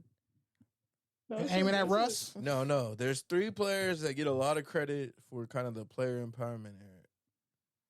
It's LeBron, Harden, KD. Harden is never mentioned as that. How does Harden did it first. KD does not. Harden did it first. Harden demanded his way out of OKC. He wanted a team built around him. Can we be honest? And he did it. He wanted out of Houston, forced his way out, forced his way out of Brooklyn. Now he's forcing his way out of Philly. I want to take KD out and put in John Wall. What does John Wall have to do? That man has got his money everywhere he's been and ain't fucking played worth shit. He got his money in Washington. What the fuck are you talking? You sound so stupid right now. I really know. Think about it. John Wall's a 4-time All-Star, yes, bro. He's a great player. John Wall averaged 28 and 4, bro. And he was great. But when he stopped being great, the Wizards just said, fuck it. We just want to get you out because of here. the NBA has guaranteed contracts. That had nothing to do with John Wall. That's John a form of player empowerment, though. John Wall didn't even want to leave. They traded him for Russ. And that's a form of player empowerment. He got his fucking money. Shout out to John Wall. That's not player empowerment, bro. So he got his money. Yeah, you're going to trade me, but fuck you. You still got to pay me. That's not. That's a form of player empowerment. This is why we don't put NBA stuff on the rundown, Nikki. You see? Nah, see where you get me? Think about it. If your job said, those 2 situations are really hard to compare, in my opinion. I mean, what are you talking about, John? If anything, John Wall is the anti fucking statement that's of player empowerment. That would be DeMarcus Cousins. But what?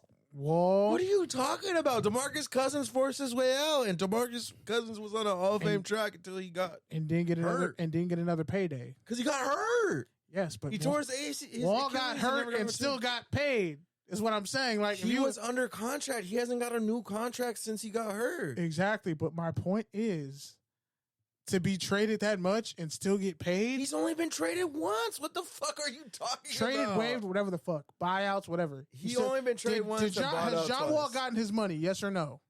Yes. So then he fucking won. That's my not point. Player empowerment. Yes, player empowerment is choosing where you want to play. He'll tell you that's player empowerment. Player empowerment is choosing where you want to play.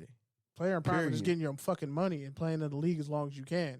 Fuck all the other stuff. So then, if anything, again, John Wall and DeMarcus Cousins counter proof to your point. Cousins got screwed. Because they would still be playing if they didn't get blackballed. Cousins got blackballed. That's not player empowerment. That's the opposite of player empowerment. But he's still getting paid. So that's what They're I'm not saying. still getting paid. They got bought out. They got paid. It's not like Wall didn't get his full contract. Kenny, I think you need to just Stop acting like you're right, because you're not, man. When it comes to Wall, I'm kind of right. Cousins, A lot of players got played. That doesn't mean that they're empowered. Okay, I'm not talking about wins and losses and championships. I'm not talking about that either. I'm talking about picking where you want to play. Hey, going to the place that you want to play. He can sit his ass at home and count his millions. And if he wants to, he'll go to China. That's not player empowerment, Kenny. I mean, he got his money. That's not player empowerment. Best case scenario Kenny. is that he got his money. That's getting paid. That's not player empowerment. The best case scenario is that he got his money. He was in a fucked up situation, and the best scenario was that he got his money.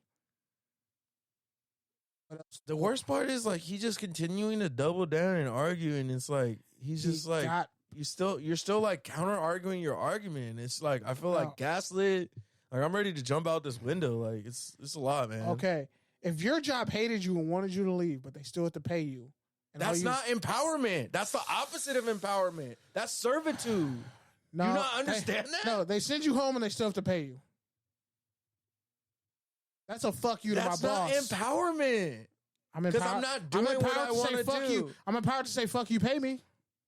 No, you can't.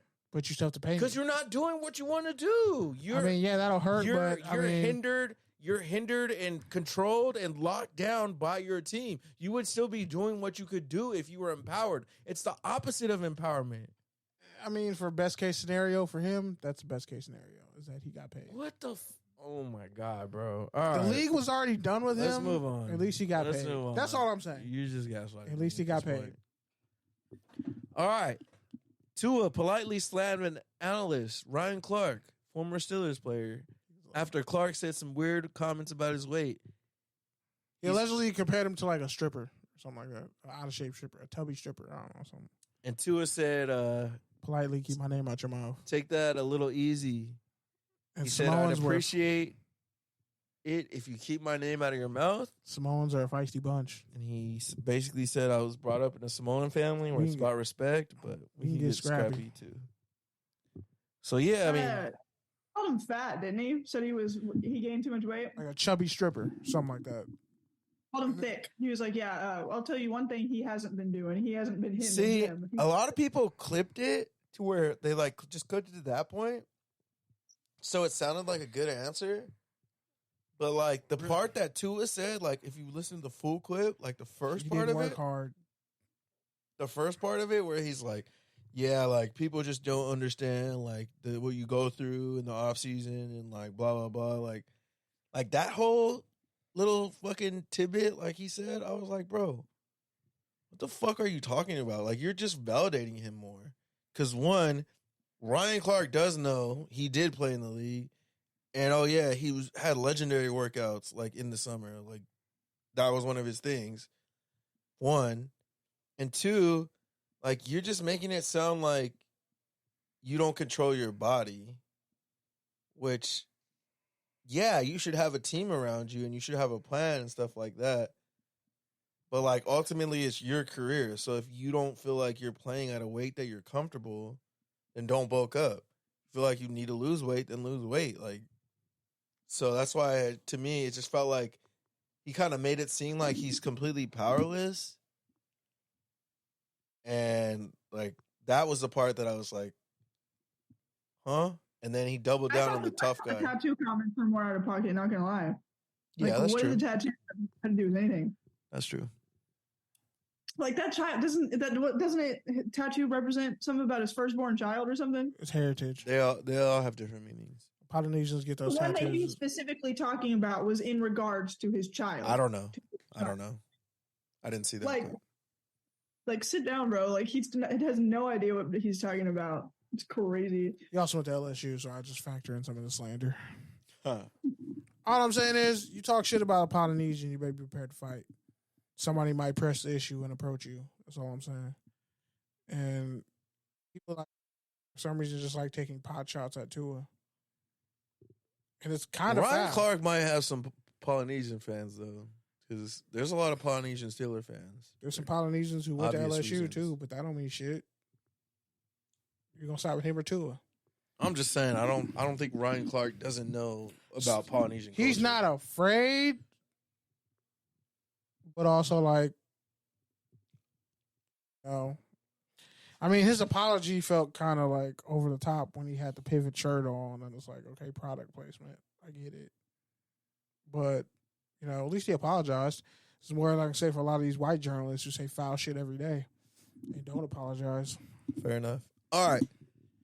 Moving on. The Big 12 commissioner violating countless policies to express disdain for Texas and OU. Fair or fade? Let's start with Nikki. Shouldn't we end with Nikki? You know what? That's fair. But, yeah, I mean, I don't know, man. It's just embarrassing, I guess. Like, I don't even have words for how embarrassing that is. Like, you are so obsessed that you would go out of your way to, like, talk shit about teams that are currently residing within your conference because you can't handle the fact that they outgrew your conference. Like, you baby back bitch. You know what I mean? It's crazy. Kenny? I don't think you get Big 12 championship credentials now. I'm joking. To be honest, though, like, how can you talk? Like, how can you oust two programs that are literally in your conference still? It's not like they exited and he's talking crap about us now that we're in the SEC or whatever. Like, they currently are in the conference. Here's why. And that's crazy, bro. Here's why. The first reason is he's only been there 2 years, so he ain't got no emotional ties to either school. It's like, fuck you, y'all out. If he doesn't have emotional ties, then why is he acting like he has emotional ties to Lubbock? Oh yeah, I'm gonna be in Austin on Saturday. Because it's a money thing, and better beat Texas. He feeling himself after, you know, pretty much killing the Pac-12. And also you got to factor in Texas did some snake shit by forcing their way out the conference and doing this under cover of dark. Texas has had their way in the Big 12 forever. They kept a lot of teams. It's not any different than what USC did. Bro, I was just about to say that. No, it's slightly different. How is it different? It's slightly different. Literally not different. I have to explain. It's literally not different at all. I have to explain it to you. Texas has been dominating in Texas longer than USC's been dominating in California. Well, wait, say that louder. Texas has been dominating the state of Texas longer than USC has been dominating California. Timestamp that. That's a historical fact. I can't make that shit up. You've never said that out loud to anybody. You never actually properly Not asked even God. You never posed the question. You probably never even told God that. Nah, me and God are cool. I told my inner demons that, you know, that's a whole nother story. Anyway, you got to look at, when I talked to Derek Parrish. So you just admitted Texas has a bigger brand than USC, just to be clear. I said been dominant. I didn't say bigger brand. Shit, I mean, being the number one brand in football makes you... California's a bigger media market than Texas, right? All right, then. No. Yes, it is. It's New York than California. USC has LA. New York, Texas has Texas. California. Okay, Actually, we're not going to argue the GDP of certain states, but whatever. Bottom line is, you look at Texas. When I talk to, I think he's on the Jaguars now, former Houston Cougars fullback / tight end / linebacker / defensive lineman Derek Parrish. He talked about how mad he was that, you know, he felt like Texas was ducking him, and like when Houston was like at their peak with Ed Oliver, like when they had the chance to play Texas, that Texas never wanted to play them, and he felt slighted. He's like, it feels good that they're in the conference together now. I mean, it sucks that, you know, Texas going to the SEC, but Texas kept a lot of other Texas schools out of the Big 12 for a long time for the sake of recruiting, and then Baylor beating them changed a lot. So when you factor in the fact that the commissioner feels like he can say what he wants to say, it's because he's like, well, fuck y'all. We don't need y'all no more. Bye. That's how he's moving. The entire Big 12 is Texas. Like, he's Rock Nation. No, Texas was the Big 12. The Big 12 is a different future now. I'm not talking about the program Texas. I'm talking about the state of Texas. Like 8 out of the 10 teams are Texas teams. Yeah. But I mean, TCU wasn't in the Big 12 for a long time. Houston wasn't in for a long time.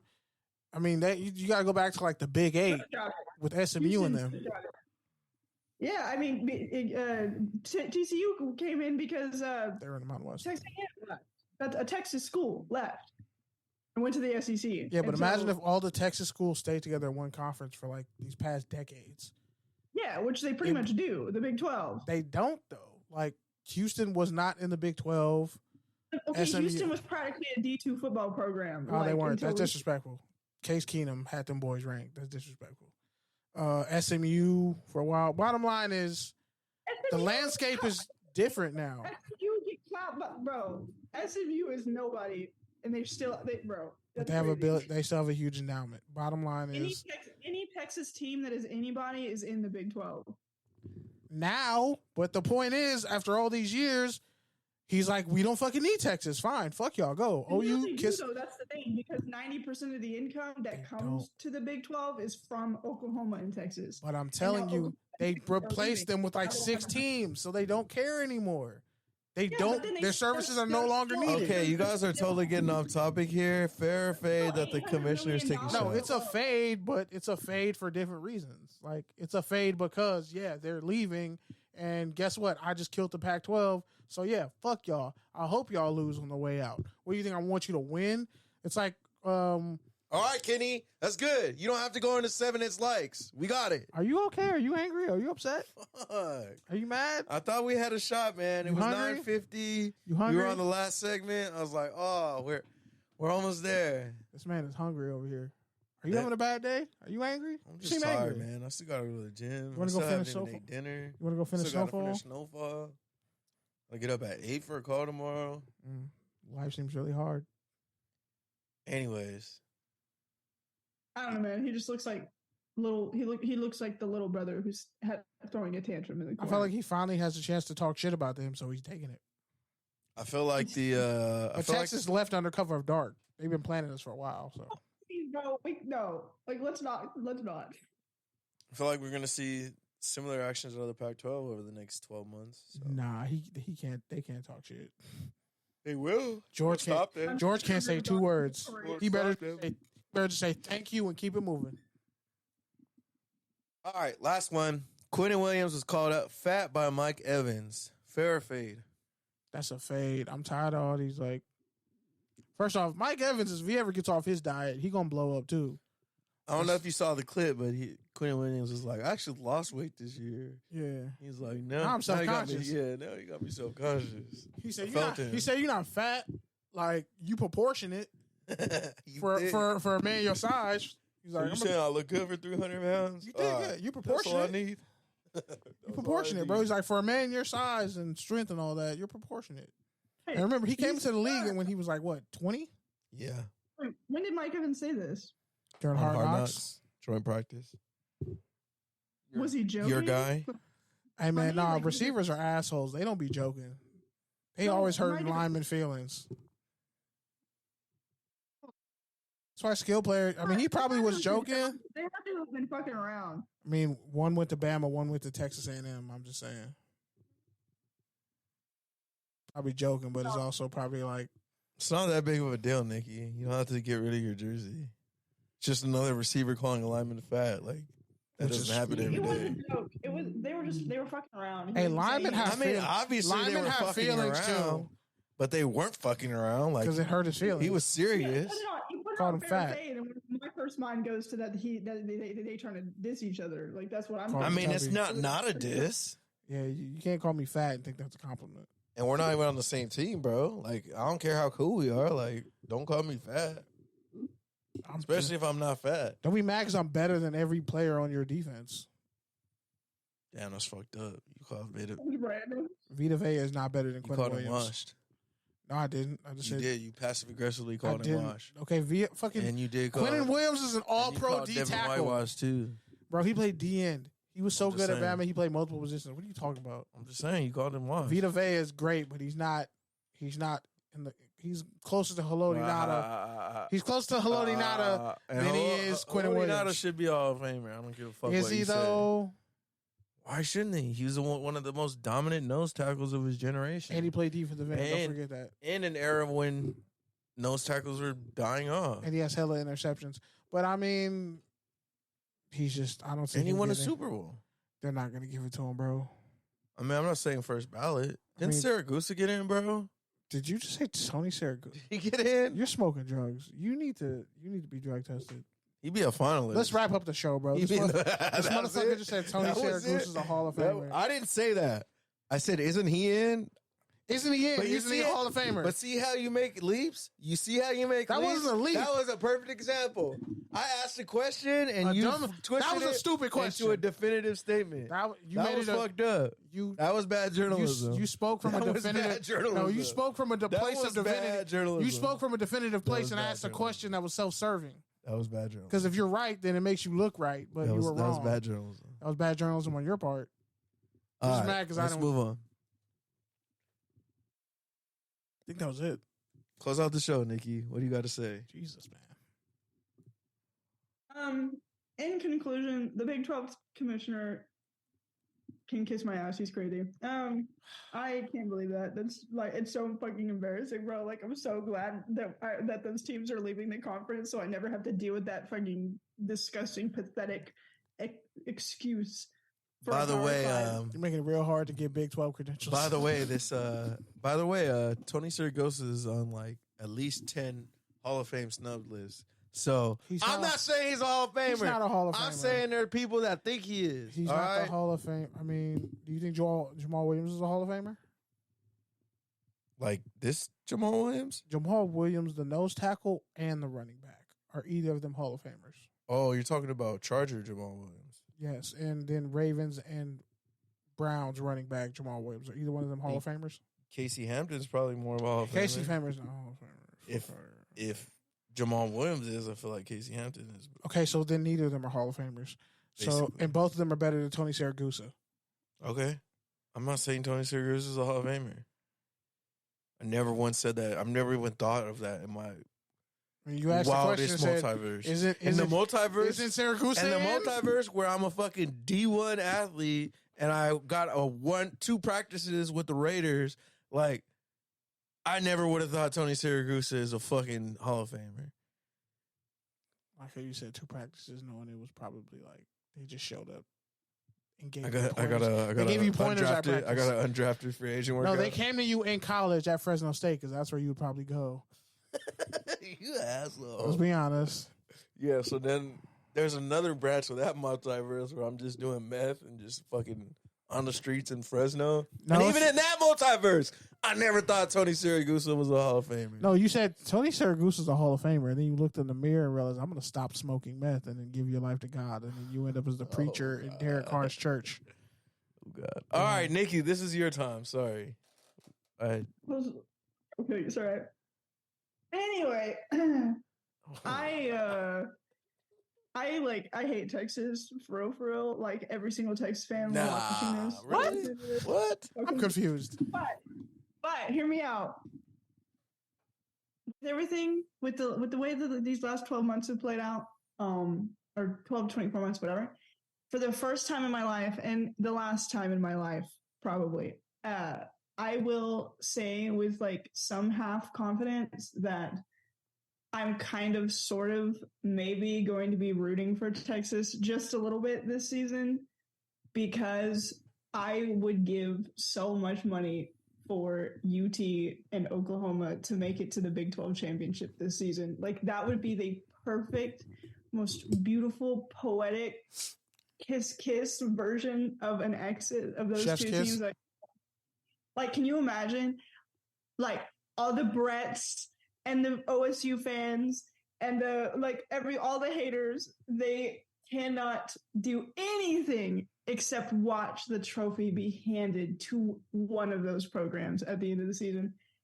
That would be so satisfying. So I'm going to be like a half Texas fan, kind of sort of this season.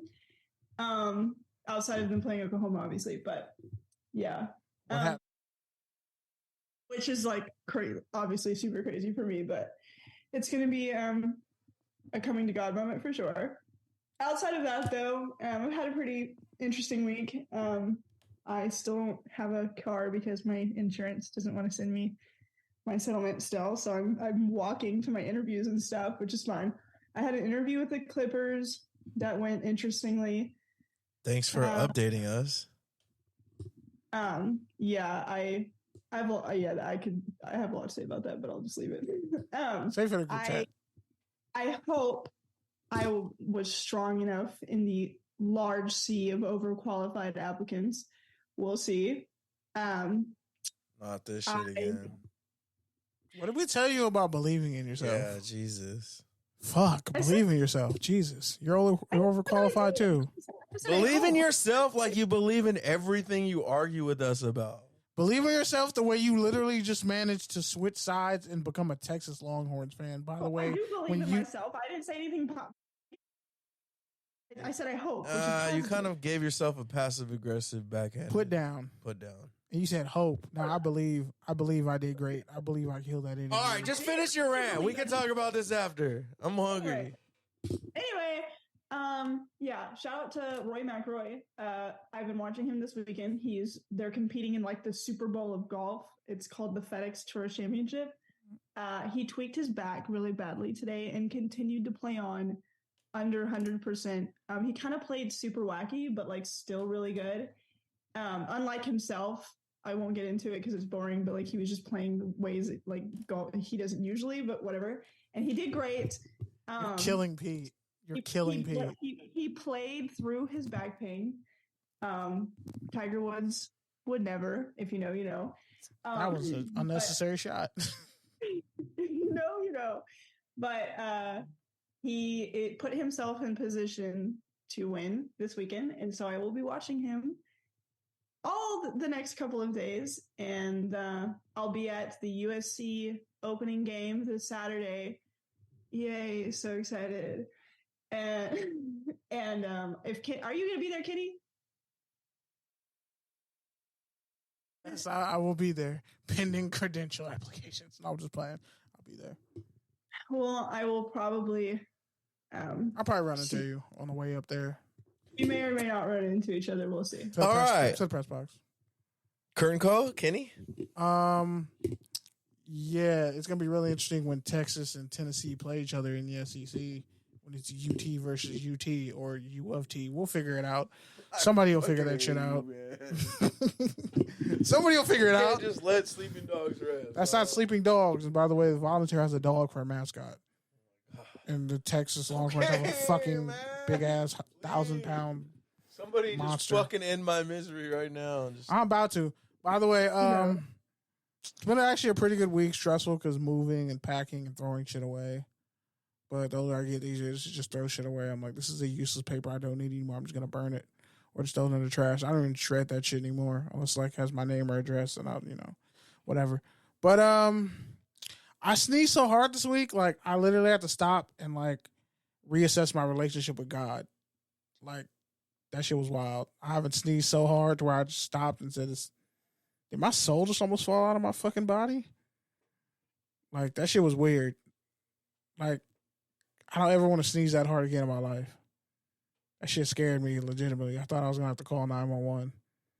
I thought like I sneezed and something fell on my ear, or I coughed off a lung or some shit. It was wild. But my sinuses were like 1,000% better after I sneezed. So I mean, I guess it was what I needed.